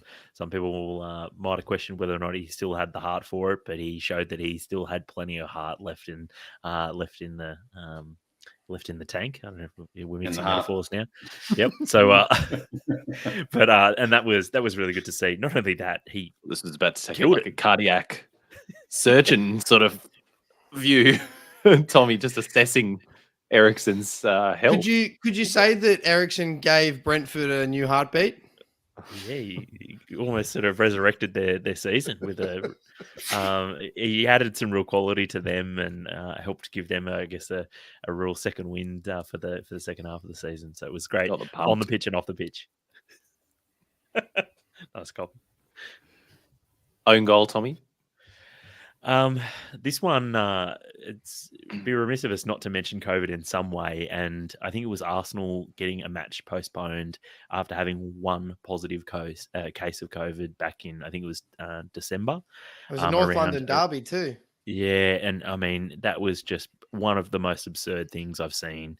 Sort of inside sort of the COVID era or outside of the COVID era, that was just ridiculous. And I'm really glad that it didn't work out for them and they didn't end up qualifying for Europe. So yeah, nice dose of karma there for them as well. All right, boys. Well, we'll get on to some signings and spuds of the season. Give me both. Who wants to jump in? Well, I had Conte. I'll go with Oh, you go, Dan. Yeah, I was going to say I'll go with my my spud of the season to start, or my flop of the season, whatever you want to call it. It's got to be Lukaku for me. It's got to be one of the biggest duds that's of the sort of Roman Abramovich era that Chelsea have bought, and there's been a few of those, so that's saying something. What was it 100 million pounds they paid for him, and so many people, so many pundits were sort of saying on the back of this signing, Chelsea are going to win the league.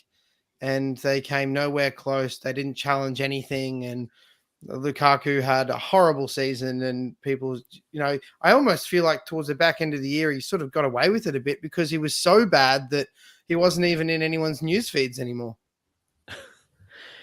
Well, he did a little bit of stat padding as well, sort of in the last sort of half a dozen games as well. I think he picked up a couple extra goals, which sort of made it, at least statistically, appear a little bit better than maybe what it actually was.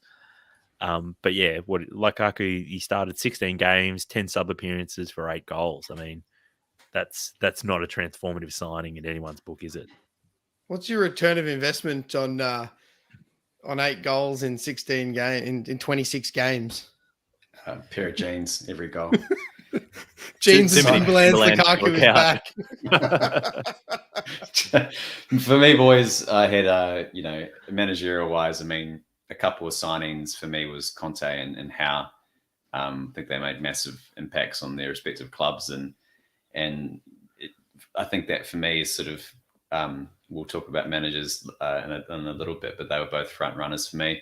But I mean, obviously, like from a Liverpool perspective, it was great to see Luis Diaz come in and just make such an impact. But there were other players that across the league which I think were also very impressive. I mean, Bruno Guimaraes at Newcastle, Mayo.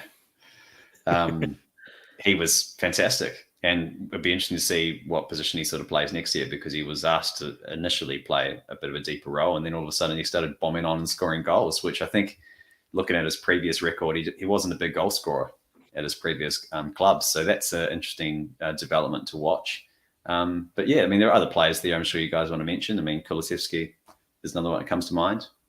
Great signing. I think both Kulusevski and Bentancur, who came with Conte or was on the back of Conte's signing, is almost like the triple whammy that sort of saved Spurs' season. And I'm sure when Spurs are reviewed, that'll be talked about in more depth. But signing of the season, you would have to say that sort of double signing got Spurs to the Champions League. Yeah, boys. For me, Jesse, great call on Bruno Guimaraes. I thought he was a Hey, great shout, Mate. there for signing of this season. You look at Manchester City and the signing of like Company and David Silva, sort of were really transformative signings for them, and you almost wonder if sort of straight off the bat the Saudi ownership regime there have signed like they've got their transformative signing there in Guimaraes. Kieran It feels Trippier. more like the Robinho signing than the Company or Silva signing. Oh, we'll That was have a to wait and see. It was a genuine oof from you, like, ooh. We'll have to wait and see. But look, he was very, very good in that 6-month period. But look, the other one who hasn't got Give a him a shout race. so far. the other one who hasn't got a shout so far was Jose Sarr for Wolves. He alone, Wolves would have been 8 goals worse off without him between the sticks or another goalkeeper in there. So pretty much was the difference between Wolves being mid-table and possibly getting sucked into a relegation dogfight. So very, very good signing for him after replacing Rui Patricio at Wolves. So. Anyone you want to mention, Colby, before we get on to the potatoes of the season? Well, I mean, we're sort of mentioning the potatoes and the good players, and there's probably more potatoes for us to harvest than Lukaku owns Timberlands. But I think we should really just mention Jadon Sancho, like the fanfare under which he came into Manchester United and the price tag he came in for. I'm flabbergasted at how under the radar his underperformance has been this season. Like, nobody is really talking about it, probably because United, I think, have had one of their worst, if not their worst, seasons in the Premier League era in terms of their finish and points and all the stats you want to name. So maybe he's flying under the radar a little bit because of that. But my God, like, he's clearly a quality player, but and whether it's adjustments to the Premier League or changes that were happening in the team around him, or I don't know what it was, but he just wasn't it this season. Colby, you could say Sancho, Varane, Rangnick, all spuds of the season. Well, I'm going to take that a step further. I'm going to say Ronaldo was a flop of the year, and he might have gotten 18 goals. He might have gotten 18 goals, but look, if there was one player who got 2 managers sacked this year, it was Ronaldo, as far as I'm concerned. So, wow, just gonna throw that out there. When I review Manchester United, we'll have more on this hot take. Can we just quickly mention Grealish, guys? Because he's absolutely gone off mouth from the south recently on fellow players. Almirani, anybody who's they've made the mistake at the team, the victory bus, giving him a mic on the Manchester City victory bus, and he's just been absolutely mouthing off at everybody. And this guy, for the price tag he came across, I mean, I know that a lot of Manchester City players take a season to sort of bet in, but not many Manchester City players came in at that fee. And also, unlike, I guess, some of the other guys who've mentioned, who you could, again, go back to my old narrative about system and being like, oh, they're not fitting in the system. If they had a new system, would they be better? Sancho could be one of those players potentially. With Grealish, you're like, what's his excuse? He is meant to be as good as those players, if not good enough to be in the front 3 every game. And he was on the bench for a big part of the season when he wasn't injured, and he wasn't picked in a number of big games. And I just thought, to be honest, for the price, I know that, a lot of people say that it's unfair on English players because they get these big fees and they're never going to live up to them. But I mean, just recently, the way that he's gone off and been so cocky, it makes me feel less sorry for him, to be honest. I think he's a spud. Well, I was actually on like $300,000 a week. I think he's probably spent 6 months worth of his wages on alcohol in the last week. On vodka? Boys, as you know, and it's informed my Check the Tapes segment on this very podcast. Yeah, this is me. But I was listening back to our season preview this afternoon, and Jesse, you actually made the good point about Grealish, which I think explains this, is that he's not a system player like your Bilvers and a lot of the players in Manchester City who will just pass and move and do what Pep wants them to do. He's like more of a player that needs to go out and sort of express himself. And yes, he was used to being the sort of just allowed that almost that free role at Villa. And I think, we were sort of saying, and you mentioned wonder how this is going to play out at City. And, as it turns out, he hasn't looked the best in City, and he's still trying to work out how to fit into the City system and really what his role is there. I did take an early bullet though, because I did predict him to be player of the season. I do think that winning the Premier League medal takes sort of a bit of pressure off him, and he said that himself. This is the one he wanted to win. He wanted to be a Premier League champion, and now sort of that's off his back. It might enable him to be able to sort of play a little bit more of his natural game, and who knows? But you would expect he would have a better season next year than this. Boys, if you've got one, give us your manager and youth player of the season. Oof. Manager of the season for me, probably, I think Conte, just in terms of the influence he's had at Spurs since he took over, and, hasn't been there a full season, but yeah, I think, I don't think I can go past the influence he's had and the way he was able to transform them in such a short time. I would have happily said Conte. I think Howe as well. I mean, I just think the fact that I was very cynical about Howe just being a guy that can get lots of goals out of his teams, but just also equally concede a massive bunch of them. And I was very surprised at how quickly he turned around in Newcastle, but also kept the momentum. It could have just been a quick manager bounce, but it ended up being a complete second half of the season turnaround. I don't even know the stat, guys, but there was something about the position they were in was sort of unprecedented at that point of the season, and how they've just dug their way out of it so convincingly and ended up being as safe as they were is very impressive. So you've got to say, I mean, that's a massive for him as well, considering the money that's going to be coming into Newcastle next season. So that's a pretty impressive performance from Howe. For me, boys, I think you've got all the some of the very deserving candidates, but for me, it was hard to go past Patrick Vieira at Palace. I thought Palace were a team that I thought were destined for relegation, with the huge turnover that they had in players. I think this time 12 months ago, I think it was me or someone else that was saying that three-quarters of that, half of that Palace squad were leaving on freeze, and so they had to just sign some players, any players. And I think Patrick Vieira, he spent close to £90 million, which isn't a small amount, but then he had to sort of integrate them all, and there were some young players in there too, like Gahey. So I think he did a very good job, and not only that, he totally changed the way they play. And we saw how I think it was Frank de Boer tried to do that 3 or 4 years ago, and how hard that was for him, and what he only lasted a couple of months. So for him to turn that around and them to finish quite safely in 12th, I thought he did a pretty fantastic job. Now, boys, we named our boys at the start of the season, but, I'm starting to think that this might not be the best way to do it, because we sort of, there's a lot of new players coming in and we haven't watched them play for a season. So I just wanted to check in. We called a few out at the start of the season, but I wanted to know, has that changed? And who's your boy now? Well, one of my boys, Amad Diallo, didn't get on the field, so that went well. It's in the potatoes of the season. Just Jesse, so I think put it in the ground. And I think you and I had Emi Buendia 2.0, but as it was, he was just Emi Buendia 1.0, and I think I'm off him now. I mean, I had 4 boys. I mean, a family. I've got to cull them, eh? I had Buendia and Bailey, both from Villa, who I was gassing up. And Leon Bailey. And Bailey's just done absolutely nothing.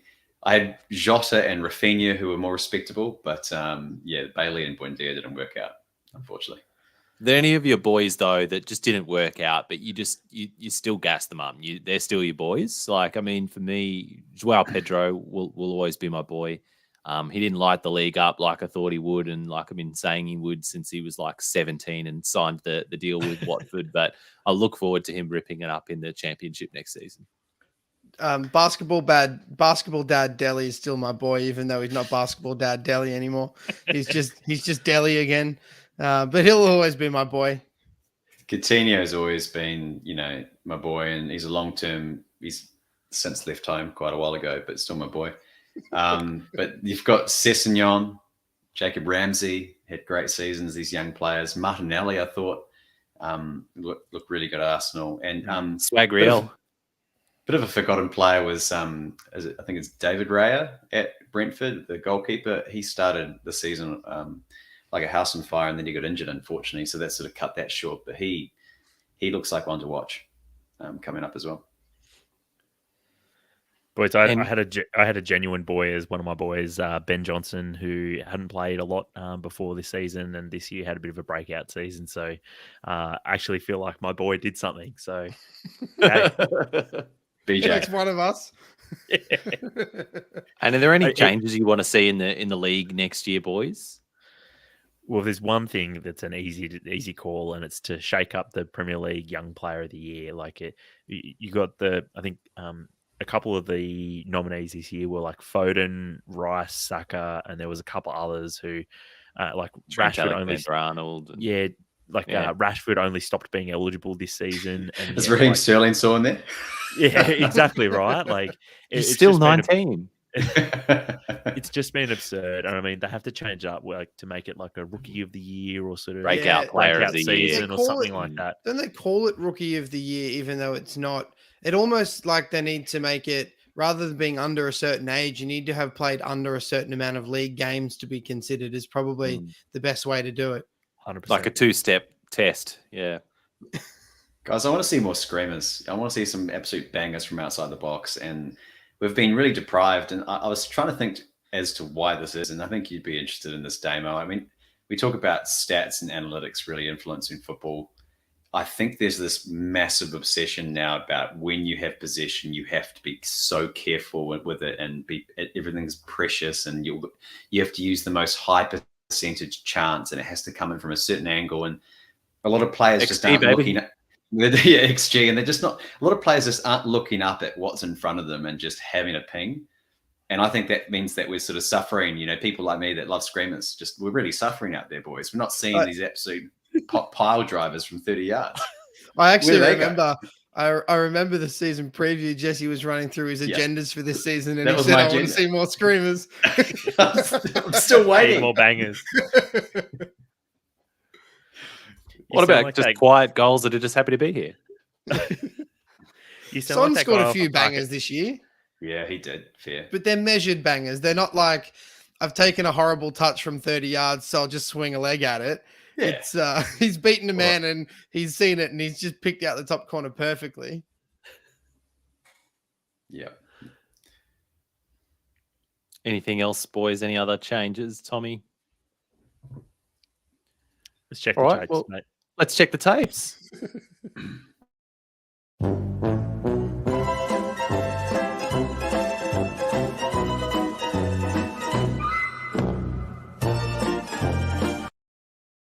All right, let's check the tapes, boys. Let's do it.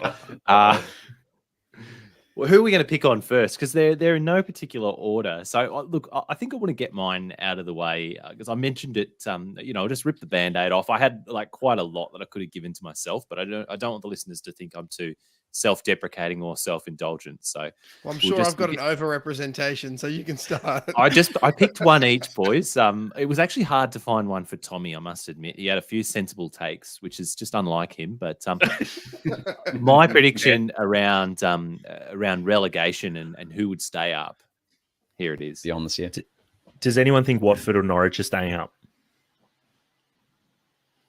Both of them, Colby, or Tommie? You're cutting across, all things here, and you're cutting across one of my bold predictions, which is that all three promoted teams are going to stay up. Wow! Talk about bold. So that hasn't happened since. Jesse, don't worry about your predictions. You're fine. Check the tape. Wow! I think we even said after that, let's bookmark this, and we'll come back and check the tapes. Just as I cut it off, I think you were screaming, "Check the tape!" So that was a marker for me to just go back and revisit that, but. I was really hoping that, it was almost like I had a multi on. Like, I just was hoping that all of the... the thing was, you said it so confidently, too. You were like, yep. They'll stay up. But yeah, it was not to be. we'll give one. We'll give one to George as well because he was, as you can imagine, and as you might remember, he was really big on Chelsea's cup prospects. Yeah, just not nervous, excited about going back to back in the Champions League. So I don't think that's ever been done before. So I think that I'm a bit nervous about that, but I'm backing it to happen. I think we're a better cup team, better cup team than we are in a season. So I think the real thing I am nervous about is just that consistency. Just note what time George said that on this pod, so we can bookmark that. Easily find that. Ooh. I feel bad because George is not live on the pod. We'll obviously get his season reviews for each of the teams that he previewed later in the pod. But he's not here to defend himself. But they were in it. They were in the Champions League. That's what I can say about that. And Tommie, you've got one on Coventry. In terms of my boy for this season, there's two young players who I'm tipping that I think actually could make a bit of an impression on the league this year. I think you might see Connor Coventry make an appearance for West Ham this year. He's a young player that's been out on loan the last couple of years, and I think he looks like a real talent. Sort of similar-ish to Declan Rice in sort of playing style, maybe not as sort of physical and as good in the tackle. I was going to say, is he going to debut for Ireland and then go off to England as well? Because he's eligible for both. I think he is actually an Irish youth international. So has he been cited?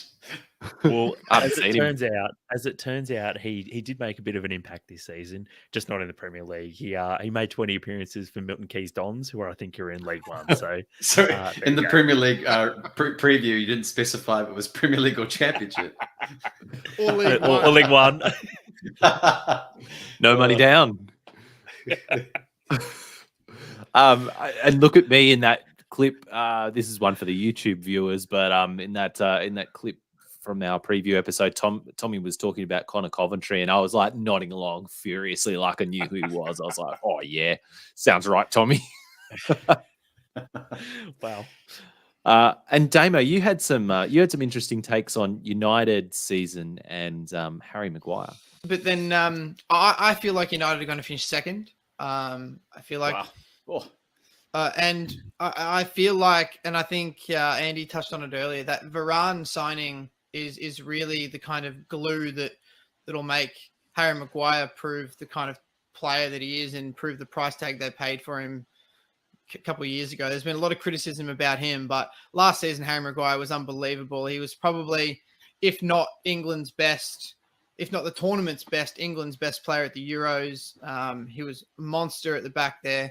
And I feel like he's going to bring the same talismanic approach to Man United this year. And Varane will be able to clean up and kind of do the dirty work for Maguire. For like, I can't deal. Can't deal with the shit. So United to finish second. Harry Maguire to bring his talismanic best to them, and Varane to do doggies. So which of those do we want to tackle? Yeah. Which one do we want to start on? When we get to my Manchester United review, we'll unpack all of the shit that I said and tell you how wrong it all was. Well, I mean, I'm about to get ripped a new one, but I mean, I really enjoyed that. It's hard to top, isn't it? Yeah, that's hard to top that one. Well, Jesse, yours just comes from a personal agenda against Southampton and Ralph Hasenhüttl. Oh yeah, They will get a tune out of it. I'll tell you someone who's not going to get a tune out of it, and that's Ralph Hasenhüttl. I've predicted him to get sacked before even Vieira. I think he's at least one 9-0 loss this season as well. Yeah, I just Danny Ings saved that team on numerous occasions, and can't believe I sledged Vieira in there as well. You get the double whammy. Yeah, yeah, a double whammy as well. But I mean, what's Hasenhüttl ever done to you? Listen, I've got them in my review, boys, so don't worry about that. We'll cover Southampton. And some other just bits and pieces that I noticed from the preview, listening back to it. It was 2 hours and 47 minutes long, by the way. So thank you to all of you who stuck with us through that. And if you're still here, I don't know why, but thank you. And we talked about a couple of other things that might be interesting just to bring up. It was obviously the preseason where we saw Harry Kane's gentleman's agreement with City. That didn't pan out. Lots of pressure on Sancho. ? Was there? Like he probably flew under the radar, as I was saying before. Andy was talking about Romero being a great defender who's perfect for the Premier League. Didn't see much of him. Tommie and I think others as well were gassing up Ben White as the closest thing to a cultured centre-back the Premier League's going to get. Lukaku has repurchased his Timberlands and forgetting all the culture he learned in Italy. Well, that's the case now because we were saying he got cultured and ditched the Timberlands in Italy. Having a siesta the whole time. We were all excited to see Leon Bailey and to see what a replacement he would be for Villa at Grealish. And it turns out not too much. But coming up next, let's get into our team reviews. So, as always, we'll talk about this season's finish and compare it to last season. We'll talk about what made your team's season or what let them down, as well as any facts or stats or stray observations we had about the season along the way. We'll let you know whether we think they overachieved or underachieved, whose stocks are rising and whose are falling, and what they need to do for success next season. First off, we'll kick it off with you, Jesse. Arsenal, yes. So, boys, I mean, Arsenal's there's a bit of recency with this because obviously the final couple of weeks defined whether or not we thought that their season was a super success or a failure. Probably a little bit harsh in a way because they did have a very young squad and they did play some really nice football times, which kind of surprised me. I thought they played beyond what I expected them to. However, they did start abysmally as well, way below where they should have been, and they were in a pretty awful position after a few rounds. What made this season was bringing through exciting players. You had Smith Rowe, Nketiah, Martinelli, Saka all had great seasons in their respective positions. It's about trying to figure out a formation that gets them all on the same team, to be honest, because Martinelli and Smith Rowe ended up competing for positions in the end. Odegaard, magnificent player. Great player, and great to have him in the Premier League. So he's been a joy to watch. I think when they were at their best, it was when they settled on a style of football which is very crisp. There was one game I remember that we watched where they played against Villa, and Villa just couldn't get on the ball because every touch Arsenal was taking was just a little bit quicker, and a lot of one-touch football as well, which we don't see a huge amount in the Premier League. A lot of teams always take a touch, but Arsenal were playing for a while there with just crisp, on the floor, one-touch passing, and it was nice to watch. It actually was starting to sort of hark back to some of their roots. No European football gave them clear focus in the league and gave them a week-to-week sort of just, these young players weren't getting overworked and overcooked, and they could kind of just field the same team every week. But ultimately, at the end of the season, they struggled to deal with the pressure and looked like they had sort of no plan B in those games when they were really under the pump, particularly near the end. And the defense became less solid and less solid. And then you had Xhaka, who went from sort of being a decent player for a while, absolutely went off the rails and became an absolute liability again. So if we look at one trend I did notice, boys, doing a deep dive was that apart from enjoying their salads, they had 589 shots, 198 on target. Big chances created was 39, but their shooting accuracy was only 34%. And I remember some pundits mentioning throughout the season that they were just all about shot volume. They would just take as many shots as possible in a game, which actually explains, if you watched any of their games, why Cedric and Tavares were just blowing shots over the bar and just, there wasn't a lot of quality going on there, but Arteta clearly had a memo, which was just shoot. And that was quite evident when you were watching Arsenal play. So not a huge amount of clinical finishing there, but there was definitely a game plan, and it was reflected in the stats. Arteta definitely got a tune out of players like Ramsdale at the start of the season, which I didn't expect him to start over Leno, so that was a big change. And he definitely got some tune out of those younger players. The question, were they overachievers or underachievers, is really difficult, because at the start of the season they were definitely underachieving, went to the bottom of the table. But then when they got close to Champions League, do you think, are they actually ready for the Champions League? Are they overachieving here? So it's a hard question to answer. I don't really know in the end. I just think they'll be bitterly disappointed that they missed out on the Champions League to Spurs, whose stocks are rising: Saka, Martinelli, Odegaard, Nketiah and Smith Rowe. But Lacazette's star is tumbling, and so is Leno's. I don't know where he's going to go next, but it doesn't look like he's got a place on the team. What do they need for success next season? They need to get out of their Europa League group and have a shot at the knockouts, and go one better and try and get in the top 4, I think, is the goal for next season. Anything to add, boys? Yeah, Arsenal. I think you predicted them to finish 6th, Jesse, and they finished 5th. So, yeah, they achieved according to that metric. But next, we'll go on to Aston Villa. That's me. They finished in last season in 11th, as we know, after avoiding relegation the season before.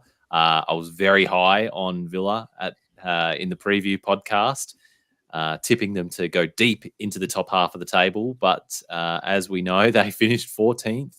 It took a while for things to click at Villa this season. As I said, I got swept up in the hype, the signings, the big ones: MEB, Leon B, not the big signings, Danny. He didn't quite live up to the hype. None of them quite did. But that resulted in them getting rid of the manager, Dean Smith. And then they took a gamble, bringing Steven Gerrard over from Scotland for his first crack at a Premier League club. There was a manager bump for sure, a bit of a dip. And then now where they are, looks like they've pretty much stabilised. So, look, I think it's safe to say that the project hasn't quite worked yet. Villa going deep into the top half and challenging and everything clicking, that hasn't quite worked. So I'd say on that metric, they underachieved. But I think if you spoke to a lot of Villa fans, they'd be happy that they weren't in a relegation battle and they're still in the Premier League. So I think that's good. I think they'd be happy that Gerrard got them playing pretty good football. He's trusted the likes of Coutinho, and Ramsey's emerged as a young talent in midfield. Dean Smith obviously got sacked, and their big signings didn't fire. But that sort of brings you on to whose stocks are rising. And I mentioned Coutinho and Ramsey, definitely some rising stocks there. And then Emi Buendia, Leon Bailey, their stocks are falling. Leon Bailey, don't know what he's going to do, but Emi Buendia, you feel, if he can fit into the system and fit into the side and play, I don't know how he's going to fit in with Coutinho, but if Gerrard can get both of them sort of playing well, he's already done it for Coutinho, but if he can get Buendia back to his best, I think he can get back to it. For next season, the Coutinho deal's been made permanent now. Gerrard's going to have a full pre-season with the team. He needs to get those big signings firing, or find someone who will. And then they'll look to have a crack at a top half finish. Brentford, Damo. Yeah, I guess one way to sum up Brentford's season was a big success. I said in the preview episode that really their only aim for this season was to stay in the top flight. They're first in the top flight for 74 years, and really just wanted to stay up, and they did, and they ended up doing it with a little bit of style, finishing 13th, having a very successful run.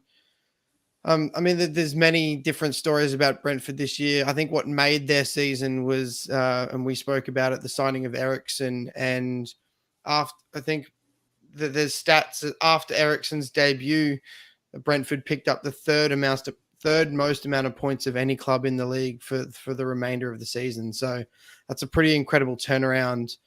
And to finish 13th shows you the sort of trouble that they were in during December, January period, where they went on a run there. I think they lost 7 games in a row. So a great turnaround. That's really what made their season. I think if you're going to ask whether they're overachievers or underachievers, 13th, maybe you look at that on paper and say overachieving, but I think really they did what they came to do, and they just did a little bit better than they thought they were going to. So you could say they overachieved, but they got the job done.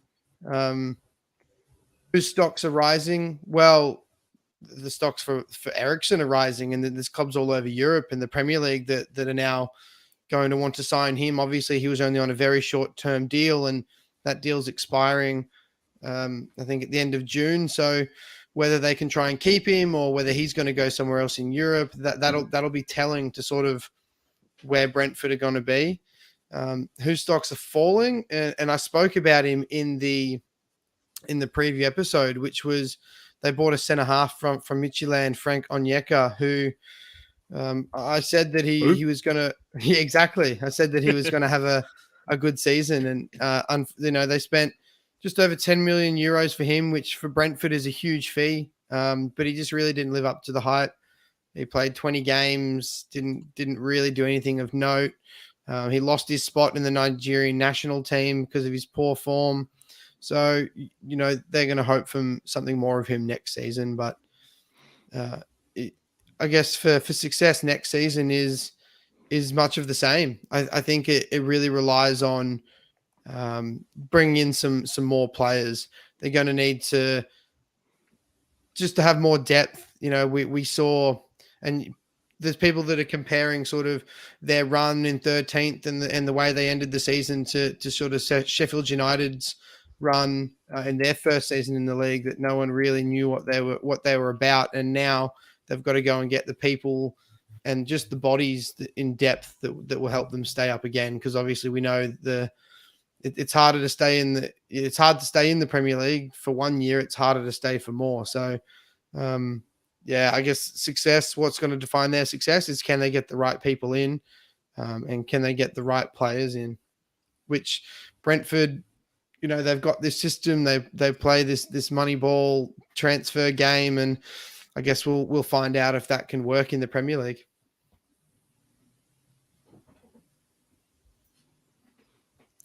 Thanks, Damo. Tommie, you're up next with Brighton.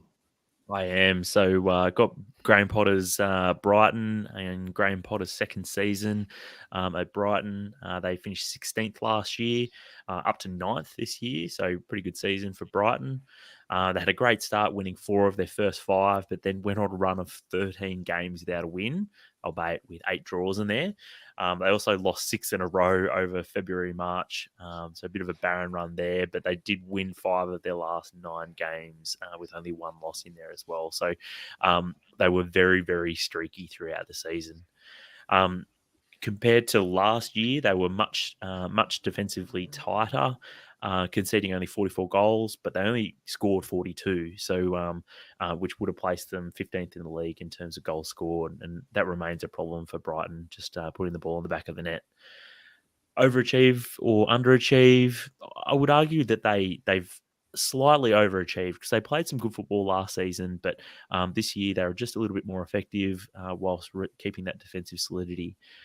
In terms of players that whose stocks are rising or falling, though, it's hard to go past Neil Maupay as a player whose stocks are surely falling. And I would make the argument that he's probably finished at Brighton for, and maybe even in the Premier League, because he just, even though he got 8 goals, there's a player who's getting a lot of chances there and just doesn't quite look like he's still, I think, cut out for it at this level.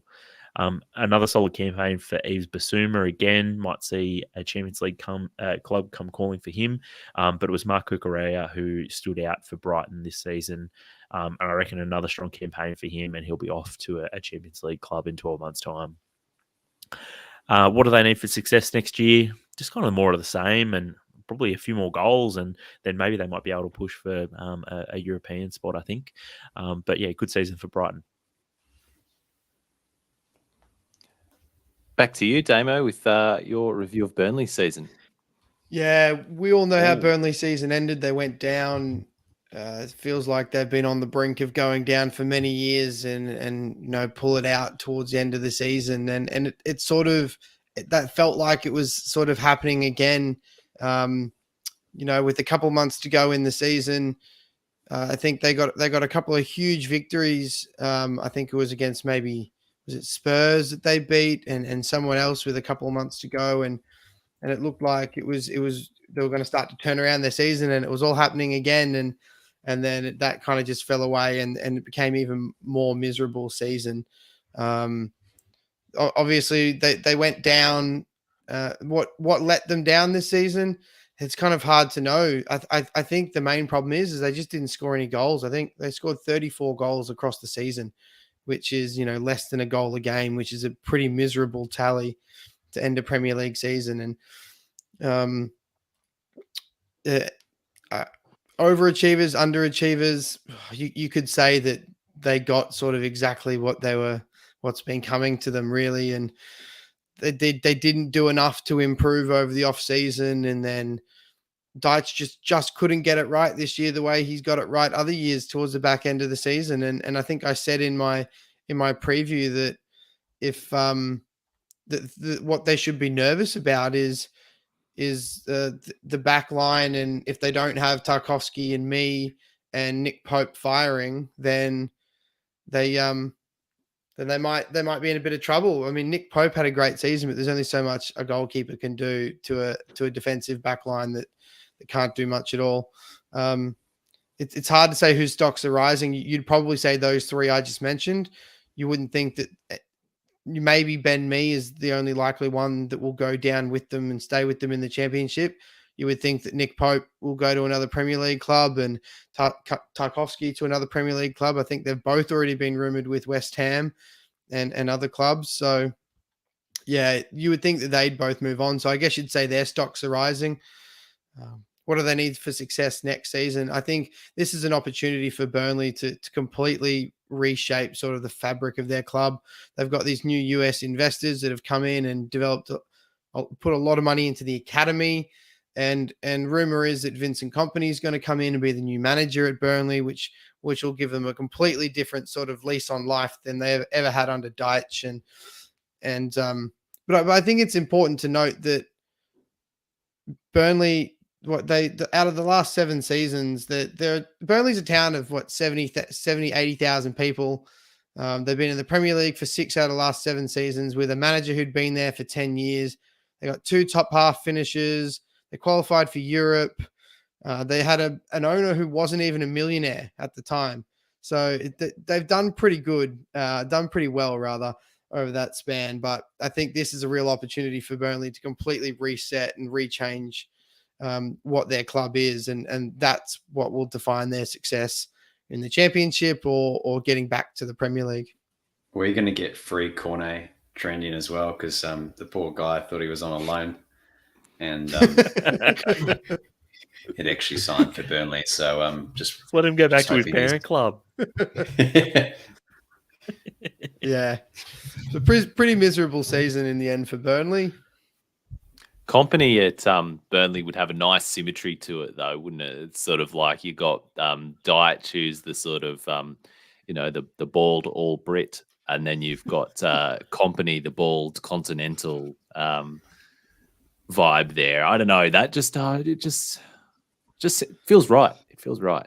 Feels right. Well, Kompany coming back to the northwest of England feels right too, I think. Just needs Jolly and Lescott in there as well for like that big head energy. Oh gosh. All right, now we'll hear from George and his review of Chelsea. And now we're going to hear from Jesse and his review of Crystal Palace's season. Crystal Palace. As I said, didn't expect much from Vieira, but what a job he did. As you mentioned earlier, Tommie. Similar to Arsenal in the sense that they brought through a lot of new young players, but that was also made possible by the fact that they did a good job in the summer of flushing out some of the deadwood there. We already knew players like Eze were coming through, but they also, Gallagher clearly had a great season, even though he was on loan. But you mentioned before Gahey, you have Elise, who looks like a real bright spot for them. I guess I just was surprised by how quickly he was able to change their style of play, because they were absolutely boring as batshit to watch, basically, under Hodgson. And all of a sudden we saw Palace actually driving and playing attacking football. And they, it's a long season, and it's probably easy for people to forget that they beat City at the Etihad. No mean feat. Not many teams did that this season. Stats, 11 wins, 12 losses, so plenty of draws in there. So, and one of the problems that they had seemingly over the season was they weren't getting many wins away from home. Selhurst Park was a very hard place to go, and they did very well at home, but they did struggle a little bit on the road. So that'd be something that he'll be looking at next season, I think. Were they underachievers or overachievers? Well, I actually had them finishing 16th. So similar to your sentiment before, Tommie, I thought that they would probably be close to relegation. I don't think they would be in relegation, but I thought they'd be flirting with that. But he's done a good job, and they finished higher up the table than I expected. So I have to say on that basis that they overachieved for sure. Whose stocks are rising? Well, Gallagher, obviously he's back to Chelsea, but Anderson keeps improving. Gahey looks like a real young player to watch and may end up going to the World Cup with England. And then some of the older players like Ayew and Milivojevic, their stocks are surely plummeting and don't look like they'll be around anymore. One player I thought I'd mention in there, he didn't quite make the cut for a spud, but I had Edouard in there as a bit of possibly stocks dropping a little bit, because he looked very good when he first arrived. And for some reason or another, Vieira just wasn't convinced by him and alternated him a lot with Mateta throughout the season. And he just couldn't quite nail that starting position. And sometimes it was because of the shape that they wanted to go for, the two different players. But generally speaking, he came with a pretty big reputation for scoring a lot of goals, and we didn't see as much of him as I expected to. So I think we'll be looking for a bit of a bounce back from him in the next season. That's the main stuff from Palace, guys. Yeah, Palace definitely overperformed in my estimations of them at the beginning of the season as well, Jesse. I thought they'd be much closer to the relegation zone than what they were, and Vieira was a real unknown as well. So in terms of what he was going to do as a manager, and he's impressed. Future Arsenal manager, Patrick Vieira. Watch this space. We'll have to get past Arteta first. Everton are next, and thoroughly less impressive than Palace. Last season, they finished 10th. Solid season. Looked like they may kick on after the embarrassment of riches and the war chest that had come in under Don Carlo. But as it was, they were very close to being relegated, and we thought for many weeks that they would actually go down. But they ended up finishing in 16th, which somehow looks more respectable. Still don't know how they got in Frank Lampard and avoided relegation. Well, actually, I do. Richarlison carried the team on his back for the last couple of weeks. Everton fans will remember that game and subsequent pitch invasion against Crystal Palace that kept them up, and as a moment that made their season. But it was let down in the off-season by that departure of Ancelotti and Agent Rafa, which we mentioned earlier in the pod, just being a completely wrong fit. And actually seemingly a bit of a disruptive force for the club too. Obviously this is a massive underachievement for a club like Everton. Hopefully it's the kind of scare that will, make them sign people that are good. Whose stocks are rising? Richarlison, definitely. He just really showed his character at the end of that season, and the way that he just put that team on his back and scored the big goals in the big moments and had everyone rallying him around him was just incredible to see. So I think, he's put himself into almost sort of legend status in that club, I would say, if you ask an Everton fan. Anthony Gordon, his stocks are rising. He was a bit of a breakout hit this season. Did very well as a young local lad. But in terms of stocks that are falling, Luca Dean, he was a bit of a casualty of the Agent Rafa fallout. But then, haven't really heard from him as much since then. Dominic Calvert-Lewin, I know he was injured, but didn't really have his best season and didn't really follow the trajectory that a lot of people were picking out for him. James Rodriguez, you might remember him. Oh, boy. What about my boy Moise Kean? Who? Yeah, we know what happened to James. Unsighted, yep. Hummus Rodriguez, they/them. Back to you, Cops.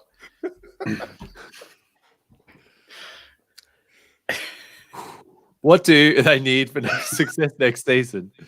Look, they really just need this scare to force them into to somehow galvanize around Frank Lampard. Although I don't know who's going to have the job of previewing Everton's season, but yeah, don't know how that's going to work out. I think the jury's massively still out on his managerial chops. Although he was the guy there at the finish line who took them from 16th to 16th. So well done to him.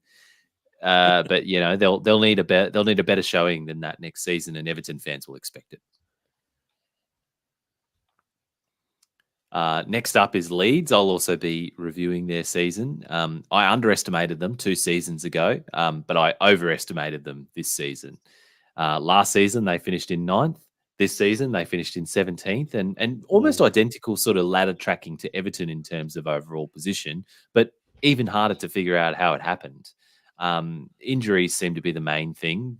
DJ Calvin, Patrick Bamford, and one of their key centre halves out for large parts of the season. But I'm still not sure where it all went wrong for Bielsa. Could have been trying to get those replacement players to play in his style. Not too sure. But somehow you had Jesse Marsch come in and keep them up. And he'll go down in their history for that as well. Leeds will have another season in the Premier League. But did this make them overachievers or underachievers? I'm not sure, because I don't know whether, clearly 9th was an overachievement last season, but I'm not sure whether this is actually an underachievement. I think their fans, after that big absence, they'll still be feeling that they're very happy to have avoided relegation and happy to still be in the Premier League. So I don't know whether you can exactly call this an underachievement in that they avoided relegation. Stocks that are rising, definitely Rafinha. I was surprised that he stuck around at the club for another season. He was hotly rumoured to be leaving in the off season. I haven't heard anything so far, but I wouldn't be surprised if those rumours heat up again, given the season he's had. He played a very key role in keeping Leeds up, especially in the absence of Patrick Bamford for large parts of the season. Jack Harrison, I think his stocks are rising, but maybe marginally. And then who's falling? I can't say that anyone had an absolute stinker of a season, but maybe Daniel James didn't have the sort of homecoming of sorts that I think he would have liked to have with Leeds, and maybe Pascal Stroik as well didn't have his best ever season. What do they need for success next season? I think a recalibration is needed at Leeds. They need to figure out who they are, how they play under Jesse Marsch. Jesse Marsch will have an off season now to get his team ready for next season in the Premier League. And I think for success, they just need to play a certain style, play the football that Jesse Marsch wants them to play, and stay up. A bit of barbecue. Believe. They played like that was just massive balls from Leeds management, because I've mentioned a few times, I've got a friend who's a Leeds fan. We were talking about this the other day, and it's like basically they hired their future manager when they should have probably got a short-term manager, and banked on that future manager's getting them through this relegation fight. And they were a bee's dick away from it all turning pear-shaped. And now that they've got through it, it looks like a genius thing, and they've got a preseason with Marsch, and it's all happy now. But gee, that was big balls to do that, because if they'd gone down, their future manager would have to go down to the Championship to get them back up, and it would have been a bit of a disaster for them. Tommie, speaking of disasters, you're up next with Leicester. Yeah, mate, that's a good way to describe Leicester's season. They in the end they finished 8th, leapfrogging Wolves on the final day to reach their highest position of the season. Comparing with last year's 5th place finish, it was a massive regression. Injuries killed Leicester this season. Johnny Evans, Wesley Fofana, James Justin, Wilfred Ndidi, Jamie Vardy, and Ryan Bertrand all missed at least a third or more of the season through injury. pretty decent result in the end, actually, I think, for them to finish 8th. But after the season they'd had before that, I still think that they've underachieved, even if you take all of those injuries into consideration. They probably should have still maybe found a way to keep things together, but it just wasn't the way it panned out. James Maddison, he top scored with 18 goals, which surprised me. I didn't realise he'd scored that many. Patson Daka showed glimpses of his potential as a Jamie Vardy replacement. But I think Brendan Rodgers and his recruitment team, they took a few hits this year in terms of recruitment. We've seen a few Leicester players come in and make little to no impact before being quietly shipped out. Next year, I think, is going to be really crucial for Leicester, as we're going to see or whether or not we're going to see Leicester sort of drop back into the pack a little bit, or whether or not they'll be able to maintain the position challenging for European football each year. Leicester have been hammered by some really cruel injuries in the past few years. As I said, we had those ones that I mentioned already, but then you had Ricardo Pereira in recent years, Fofana and Dede Evans, James Justin, and also Harvey Barnes from previous years as well, had some massive injury layoffs. Can't push on as a squad when your best 11 is consistently hit with long-term injuries. But look, the other big thing that's going to be big for them next year is replacing Yuri Tillemans, who's already said, I think, mid-year or mid-season that he's out of there. So he's a massive loss for them. So big off-season coming up to replace him. And that's Leicester. Jesse, you're up next with Liverpool.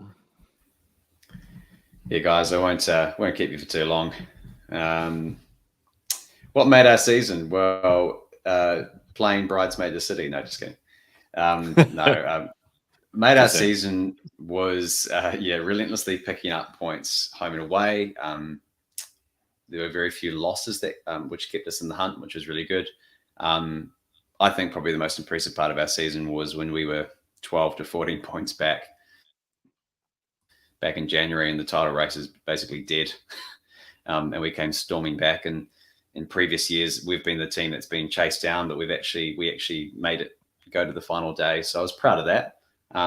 Diaz coming in, we mentioned that before. Thiago, I felt like finally found his role in the team, where the previous season he really struggled, and a lot of people call him a bit of a handbrake in the Liverpool style of play. But he managed to find a spot in the team which worked for him, and he really was a very influential player all season. Having a better squad allowed us to go deep into the cup competitions, and that's obviously where we got our success this season. So that's a big change for us, because usually we're knocked out early in cup competitions. So that was a bit of a change. What let us down was kind of what we touched on earlier, which was dropping points to teams, generally teams around us in the top 6, inability to win against them. So City, I think City actually lost more than us, but they didn't get as many draws, and that's ultimately what decided the Premier League in the end. So that importance of winning against your rivals, I think, was really exemplified this year. A cool stat is that they played in every game possible for the season. I can't remember the last time supporting the club that happened, so that was pretty cool, being in all the competitions right to the end. Once again, 92 points should be enough to win a league in most leagues across Europe, but once again, it was short of what City had scored. So unfortunately, we're just living in an era where we've got another team which is exceptional. The other stat, which I haven't updated it since back in March, but it was back then, it was that Liverpool had caught opponents offside 121 times, and the next closest was City on 71. So that really illustrated the offside trap just being used over and over and over again to try and defend. So that's pretty impressive. Underachievers, overachievers, well, we're all feeling a bit deflated today after the Champions League result, but I didn't feel like on the final day that I was disappointed in my team. I was disappointed that we didn't win, just like last night, but I don't feel like as a fan that I can be upset at the team in any way. I think that we did a bloody good job this year to go as far as we did in all the competitions. And even though we didn't win a couple of the major ones at the end, we still got a couple of cups, and I'm proud of that.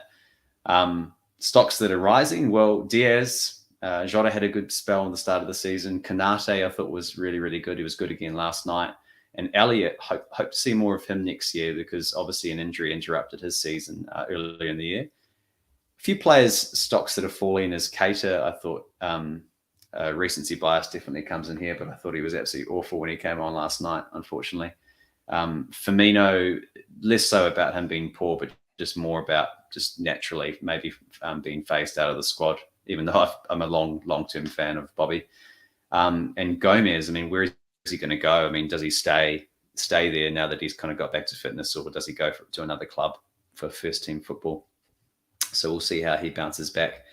What do they need to do for success next season? Well, basically be perfect to have a chance of beating City, but staying injury-free again was the key to us having a bit of success this year. We've had seasons where we've been a bit plagued with key injuries, and this is the first season where we actually kept everybody fit.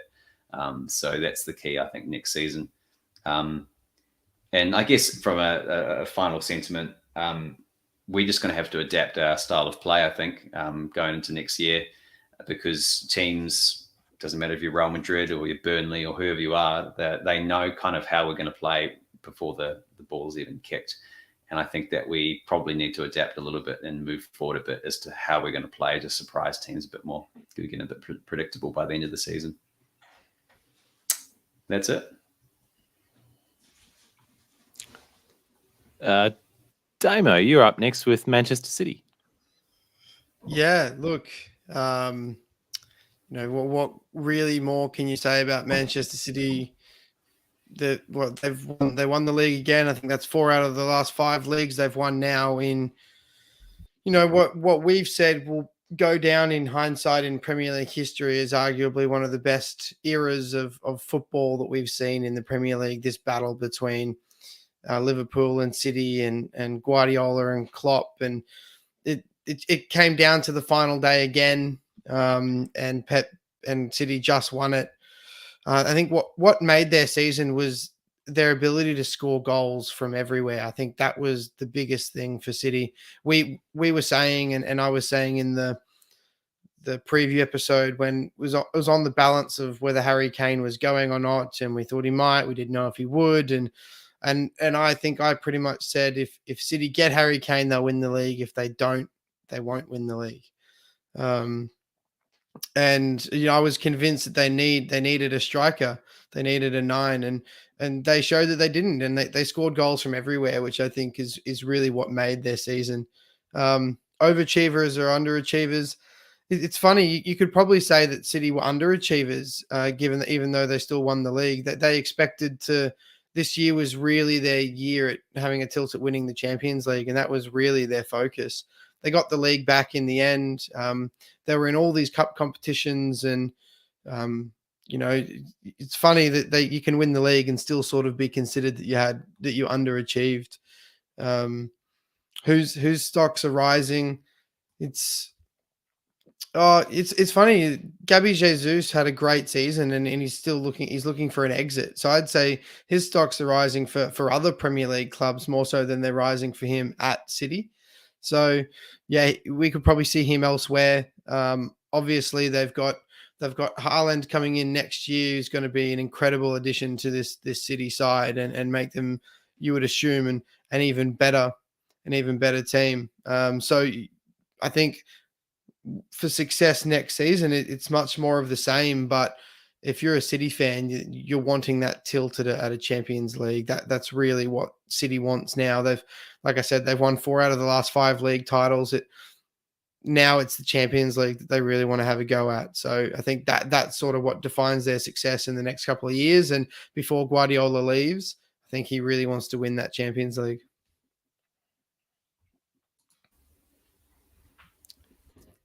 No Messi, no party, bald fraud, etc., etc. Damo, yeah, we'll stick with you. Manchester United. Yeah, look, we talked about disasters before, and I mean, where do you really start with Manchester United? Look, I'll start actually with some stats and some trivia from the season. So, Manchester United have had their worst season in Premier League history. They've had the fewest amount of total points by a total of 6. That's the fewest points. Oof. 6 fewer than any other season in Premier League history. They've had the fewest amount of wins in a Premier League season. They've conceded the most goals in a Premier League season. The list goes on. It's the worst season in Manchester United's Premier League history, which is saying something that they still managed to finish 6th in the league, and it shows you how big and successful this club is. Is that you can have a season that most clubs in the Premier League in the world would consider as a successful season, and for Manchester United, it's the biggest disaster they've had in 30 years. So it says something about the status of their club. And I think, interestingly enough, I think what made their season or what let their season down was I think the players have too much power at Manchester United, and the players sort of run the show. And we saw that happen with Solskjaer, and we saw that happen with Rangnick. The players influence, they really sort of get away with whatever they want to get away with. And the Ronaldo signing hadn't happened when we did the preview pod, and I piled a lot of pressure onto Sancho to be the one to sort of carry that burden of goals and assists. And like you said, Colby, he sort of got a bit of a free ride as a flop of the season, and he went a little bit under the radar, but significantly underachieved. But there wasn't as much pressure on him anymore because Ronaldo came in and sort of took that pressure off him. But as sort of Tommie alluded to earlier, I actually think that one of United's biggest downfalls was bringing Ronaldo in. Although for the fans, it was a sentimental thing, and they wanted to see him back, and fans of the Premier League wanted to see Ronaldo in the league, and we love watching him score goals and play football. But in terms of the way the team was going to play, that team was never set up to have Cristiano Ronaldo in it. But you can't not have him in it. And the influence he has in and around the change room, obviously we don't know what goes on there, but there's lots of talk that he leads this group of players but doesn't want to talk to these group of players because they're not good enough or they don't try hard enough. And it's almost like Ronaldo's an incredible player, and he always will be, and he's always going to score goals. But whether or not he was the best thing for Manchester United's success as a team, I think no, not at all. So I actually think that's sort of what failed their season was bringing Ronaldo in.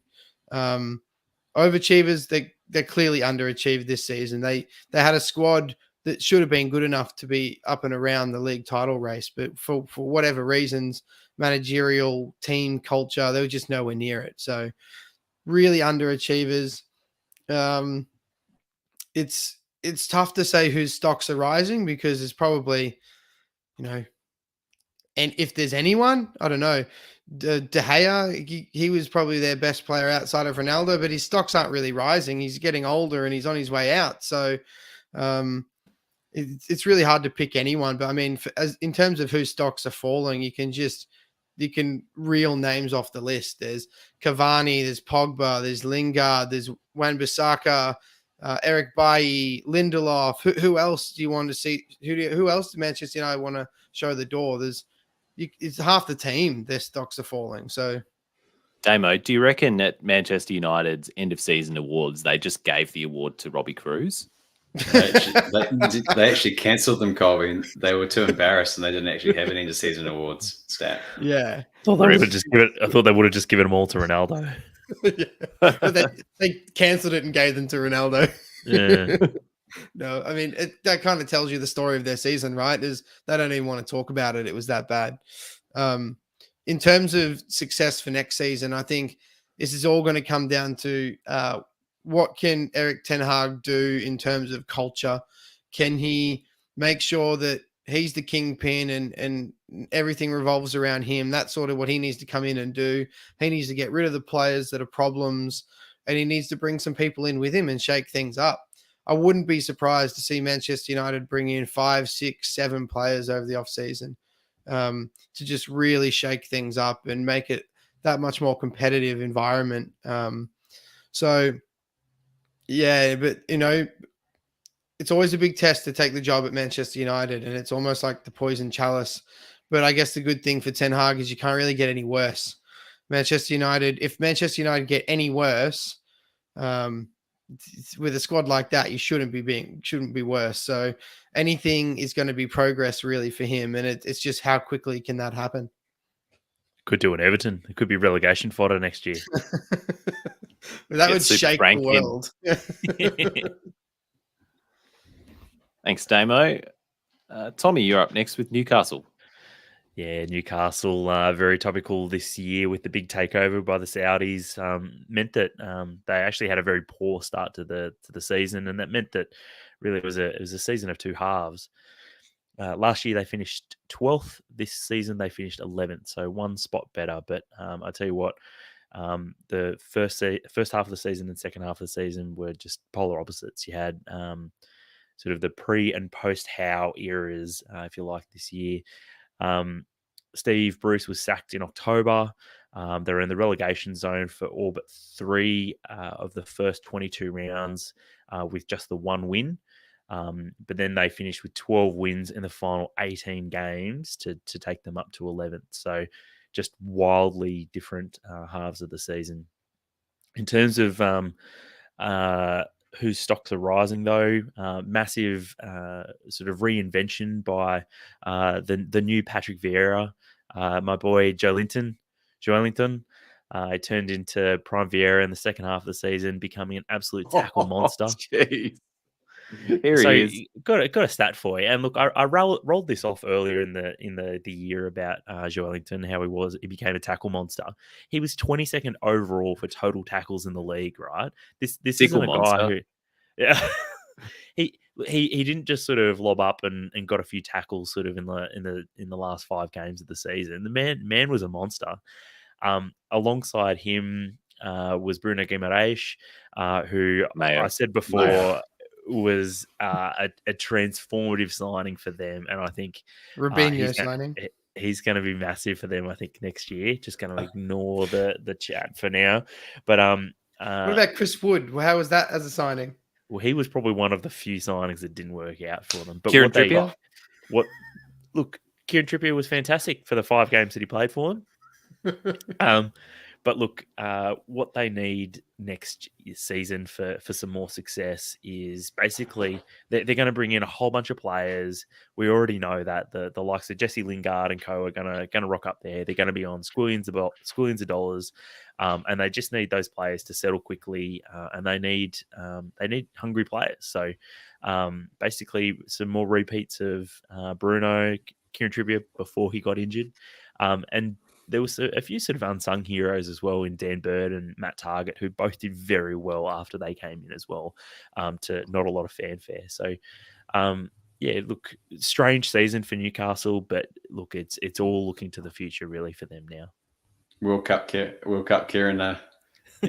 We're getting close to World Cup times, so you might perk up in the next few months. Scored what, two free kicks, I think, from memory after he came in, and then got warming injured. Just warming up. Oh wow. But look, I'm next up with Norwich. Norwich, wow, it's hard to find anything positive to say at all about Norwich's season. They finished 20th after coming top in the championship last year. Well, maybe there's something positive how they finished last season. What made their season? Well, basically everything let them down, which was they couldn't score goals, they couldn't hold possession, they had terrible shape, they couldn't stop giving away penalties, and they couldn't stop conceding goals. A few more stats to sort of illustrate that. 32-year-old Timo Pukki was the only player to get more than 2 goals for them. Oh, They conceded a shocking 12 penalties. They were last for total shots taken in the league, last for goals scored, a whopping 11 less than Watford, who also were miles off the next one above them. They were last for goals conceded, a whopping 8 more than Watford. They had an experienced keeper in Tim Krul, who led the league for errors leading to goals with 4, and they spent just 1 week and it wasn't at the beginning of the year. It was in round 22 where they were outside of the relegation zone. So just a terrible, terrible year for them. Overachieved or underachieved? I would say they achieved exactly what I expected them to do, which was to be trash. In terms of positives, though, look, Billy Gilmore and Brandon Williams, they sort of showed that they could kind of cope at the Premier League level. Whether or not another team would sort of take a chance on them, I'm not sure. And what do they need for success next season? Well, Probably nothing. They'll probably just come straight back up. Yep. That Yo-yo, is- baby. That is exactly what I've written. I've said that they'll probably win the championship, and we'll be doing this exact same season review in 24 months' time when they've been flogged again in the Premier League. With a 36-year-old Timu Pukki still up front. Goal scorer 1. Wowie. Thanks, Tommy. Jesse, Southampton. Oh, Southampton.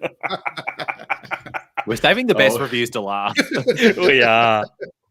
My old friend. I'm going to make you review Um, Southampton next season. Every year. Every year. It's like an ironic punishment, isn't it? Yeah. Southampton Come on, finished. Celia. Southampton finished last year in 15th. They finished this year in 15th.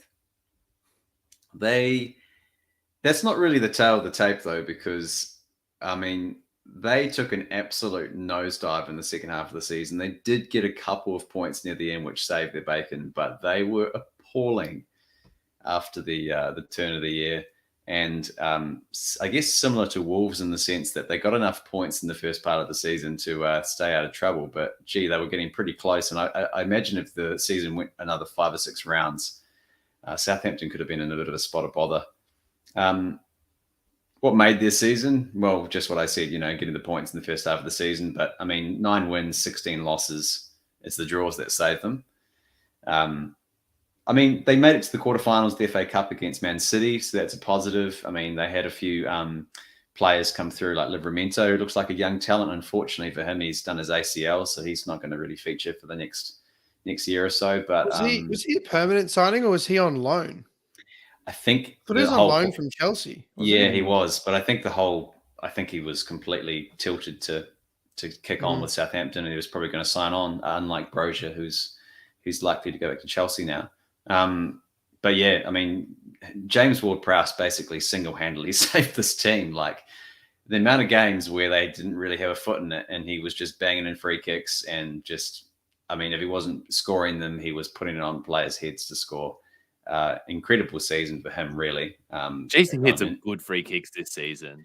Like, I mean, better than I can remember. Some His people highlight just reel. hit the ball different, and he's one of them. His highlight reel was just getting more impressive, and it inspired me to go to the park and kick a field over a wheelie bin. Jesse Ward-Prowse. Jesse Ward-Prowse. But anyway, I digress. What stocks are rising? Well, I mean, the squad is regressing into a championship squad, to be honest. And I wouldn't be surprised if the manager's gone, maybe even before the season starts. I don't know if the Saints are really happy with how things have panned out. If not, if he does start the season with them, then, I mean, again, he's going to be my front runner to get sacked first. Some of the more bright sparks, I mean, we've got one of them with an ACL injury with Livramento. Brozier's going back to Chelsea. Ward-Prowse is going to have to do it all again by himself. And then you've got other players like Bednarak and Redmond and stuff that are just becoming more and more relevant as far as Premier League quality goes. Ward-Prowse even going to stay? I think that's probably the big question. Well, he signed it. He signed a contract not too long ago, which gave a bit of a long-term future with the club. So it sounded like he wanted to stay on as their talisman. And to be honest, I mean, we're getting into this territory now where, and especially with the World Cup coming up, is that some players actually want to stay as big fish in the small pond to make sure that they are in the shop window for Southgate. So maybe if not this season, it might be the next season. But yeah, they need a squad overhaul. They need probably to sack Ralph. Because he's 1-9-0 away from being out the door anyway. And what you loved and hated about them this season, well, there's no love, just hate. Don't troll me again, and don't circle the drain again next year. Just go down. Just go down. It's just that it just won't flush. That one that just won't flush. Get a plumber. Oh, Jesse, I feel that this isn't the last we've heard of you in Southampton. No. George is up next. George is up next with his review of Tottenham's season. And I will be doing Watford's season next. Sad to say that we were a Watford pod, then we weren't. And then this season, Watford were back, and we were a Watford pod. Now, sad to say that they are relegated to the Championship, finished 19th. We're no Are longer you a really Watford sad pod. about that? I am. It breaks my heart. I've got a soft spot for Watford. I still to this day don't know why. But it finished 19th after winning the championship. Yeah, they win it. Second. Norwich. Second, Norwich yeah. won it last year. Auto promoted last year. So what made their season or let them down? There was a lot that let them down. The things we expected from them let them down, like just the chain of short-term manager sackings. Like started the season with Cisco. We had a little Ranieri cameo. Finished the season with Roy Hodgson. So, I mean, do you say that that's the owners letting them down? Is this constant churning through managers catching up with them? I mean, results suggest yes. They shipped 77 goals with a goal difference of negative 43. Tommie was rattling off the stats about Norwich, but Watford, their stats are just about as, those stats just about put you on the bottom of Premier League seasons over a lot of the seasons gone by. 23 points, negative Apart from 43 last goal year. difference. Apart from last year, what would they have finished? Second bottom. Yeah, but only above Sheffield United on 17. They'd be above. No, Sheffield got 23 points last season, Damo. You sold them short. Yeah, I gave up with a few weeks to go. Negative 43 goal difference. They'd be exactly the same as Sheffield from last season. Wow. Okay. Safe to say it was a shit season from Watford, and we don't know what value they added to the Premier League other than being our boys. Ben Foster retired or he's leaving Watford at the end of the season. I don't think he's retiring. I think he's going to still play on somewhere. A-League bound. A-League bound. We need his cycling channel. We need his social media say, content in the A-League. If he retires, how is he going to do match day vlogs on YouTube anymore? So, look out for that. We like that. That's where our marquee fund in the A-League should be going. It's hard not to say they underachieve, but it's because of how yo-yo club Watford are as well. I think they'll be achieving next season and they'll be back. Whose stocks are rising? Whose are falling? Let's start with falling. Danny Rose, who got saved from the scrap heap at Newcastle, but probably should have been left on the scrap heap because he was just he'd done. Man's washed. Sarr didn't light the league up. Emmanuel Dennis. Rose turned up for that game against Salah in like a shirt that was. He turned up with a kebab in one hand. He was still walking home from the night before. Yeah. Emmanuel Dennis, I think, would be a surprise highlight for Watford. Maybe not a surprise to Watford fans, but he was a surprise to us. And only for fantasy Premier League players. He did well from a fantasy Premier League perspective. I think Josh King did well as well, but he's one of those players sort of with one foot in the champion, just like Watford, with one foot in the Championship and one foot in the Premier League, sort of not quite cutting it at Premier League level, but bossing it at Championship level. He's sort of like the Jamie McLaren of players. Cleverly and Foster, obviously their stars are sort of fading as well. Their stocks, I think you'd have to say, would be falling. What do they need for success next season? They need to get back in the Prem, but they need to come up with a plan. Tommie, you're up next with West Ham. Here we go. This is how I take the pod over that 2 hours, 3/4, 2 hours, 45 minutes threshold. Here we go. So West Ham finished 6th last year, down to 7th this time around though, but they did make a Europa League semi-final. So look, all jokes aside, that was a really massive moment for the club this year. Massive. What made their season? Declan Rice's evolution into England's best midfielder, Bowen's emergence as a real force in the league, while a lack of courage in the January transfer window to get Antonio some help probably stopped them from picking up a few extra points to finish the season in Europa League or higher. First half of the season was great, headlined by some home victories over Liverpool, Spurs and Chelsea, and City in the Carabao Cup. But the back half of the season, as fixtures stacked up in the Europa League and the other cups, things sort of fell away a little bit. They didn't win back-to-back league games in 2022. There was a combined 1 point from 4 matches against Brighton and Brentford, which helped to underscore a sense of underachievement with this squad despite the Europa League semi-final. Overachieved or underachieved? Well, there was the Europa League semi-final, sorry to mention it again, but that and a lack of squad depth meant that I'd probably say they overachieved.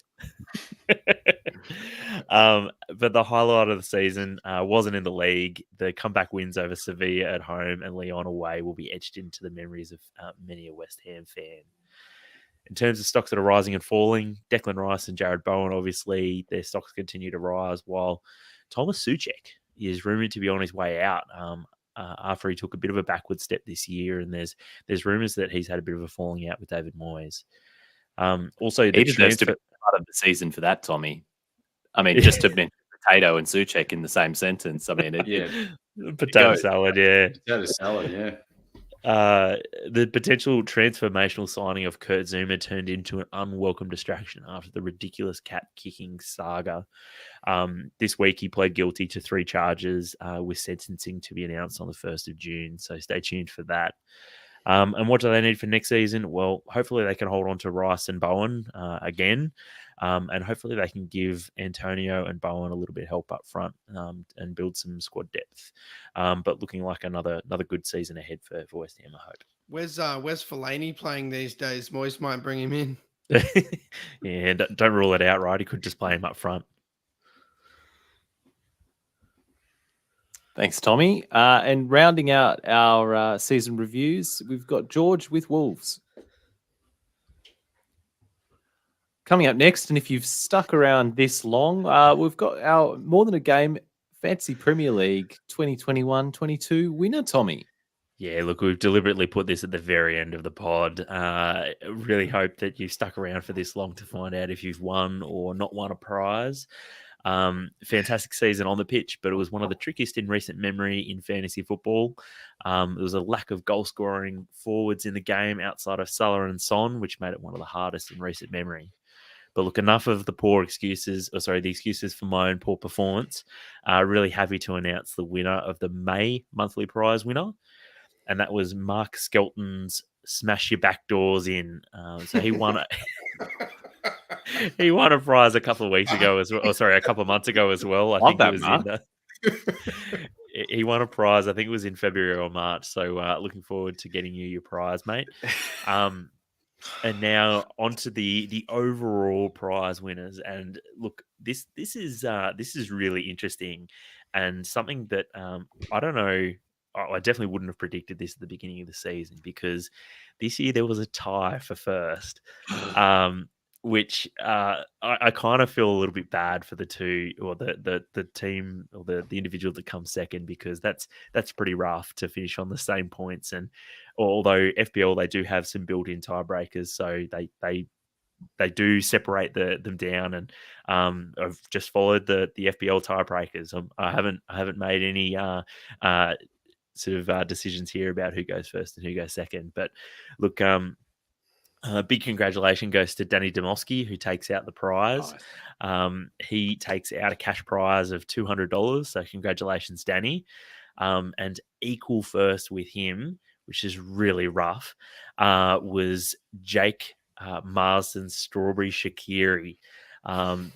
He and Danny both finished on 2,620 points. Tommie, sorry to interrupt you. I think Jake would want you to pronounce that as Strawberry Shaqiri. Oh, there you go. But look, as whilst Jake technically sort of finished on equal points, he still gets a pretty solid prize. He goes away with an $80 cash prize, so that's great for him. Nice.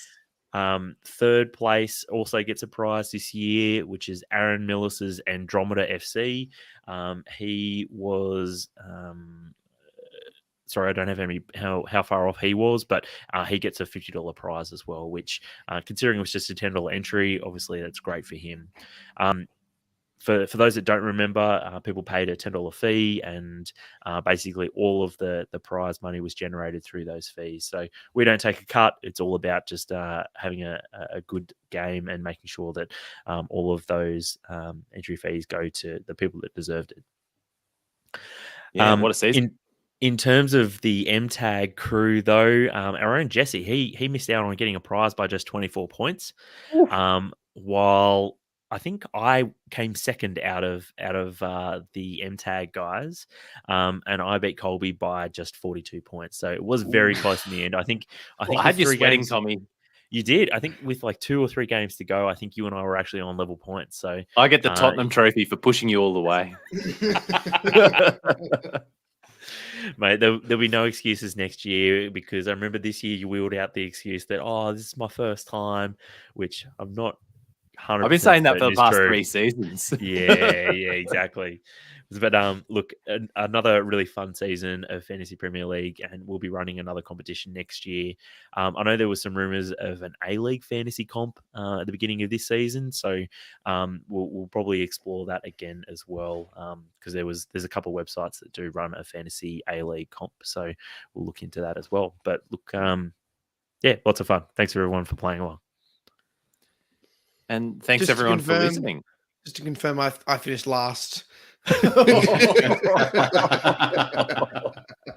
that meme where Damo's like chewing on the metal and giving everyone the finger, and like it goes all the way down. Oh, well done, Damo. Well played. Will you actually will you be managing your team actively next season? Look, I thought it was like golf, the lowest score wins, right? we should do a booby prize for like the lowest score, and like you get your money back.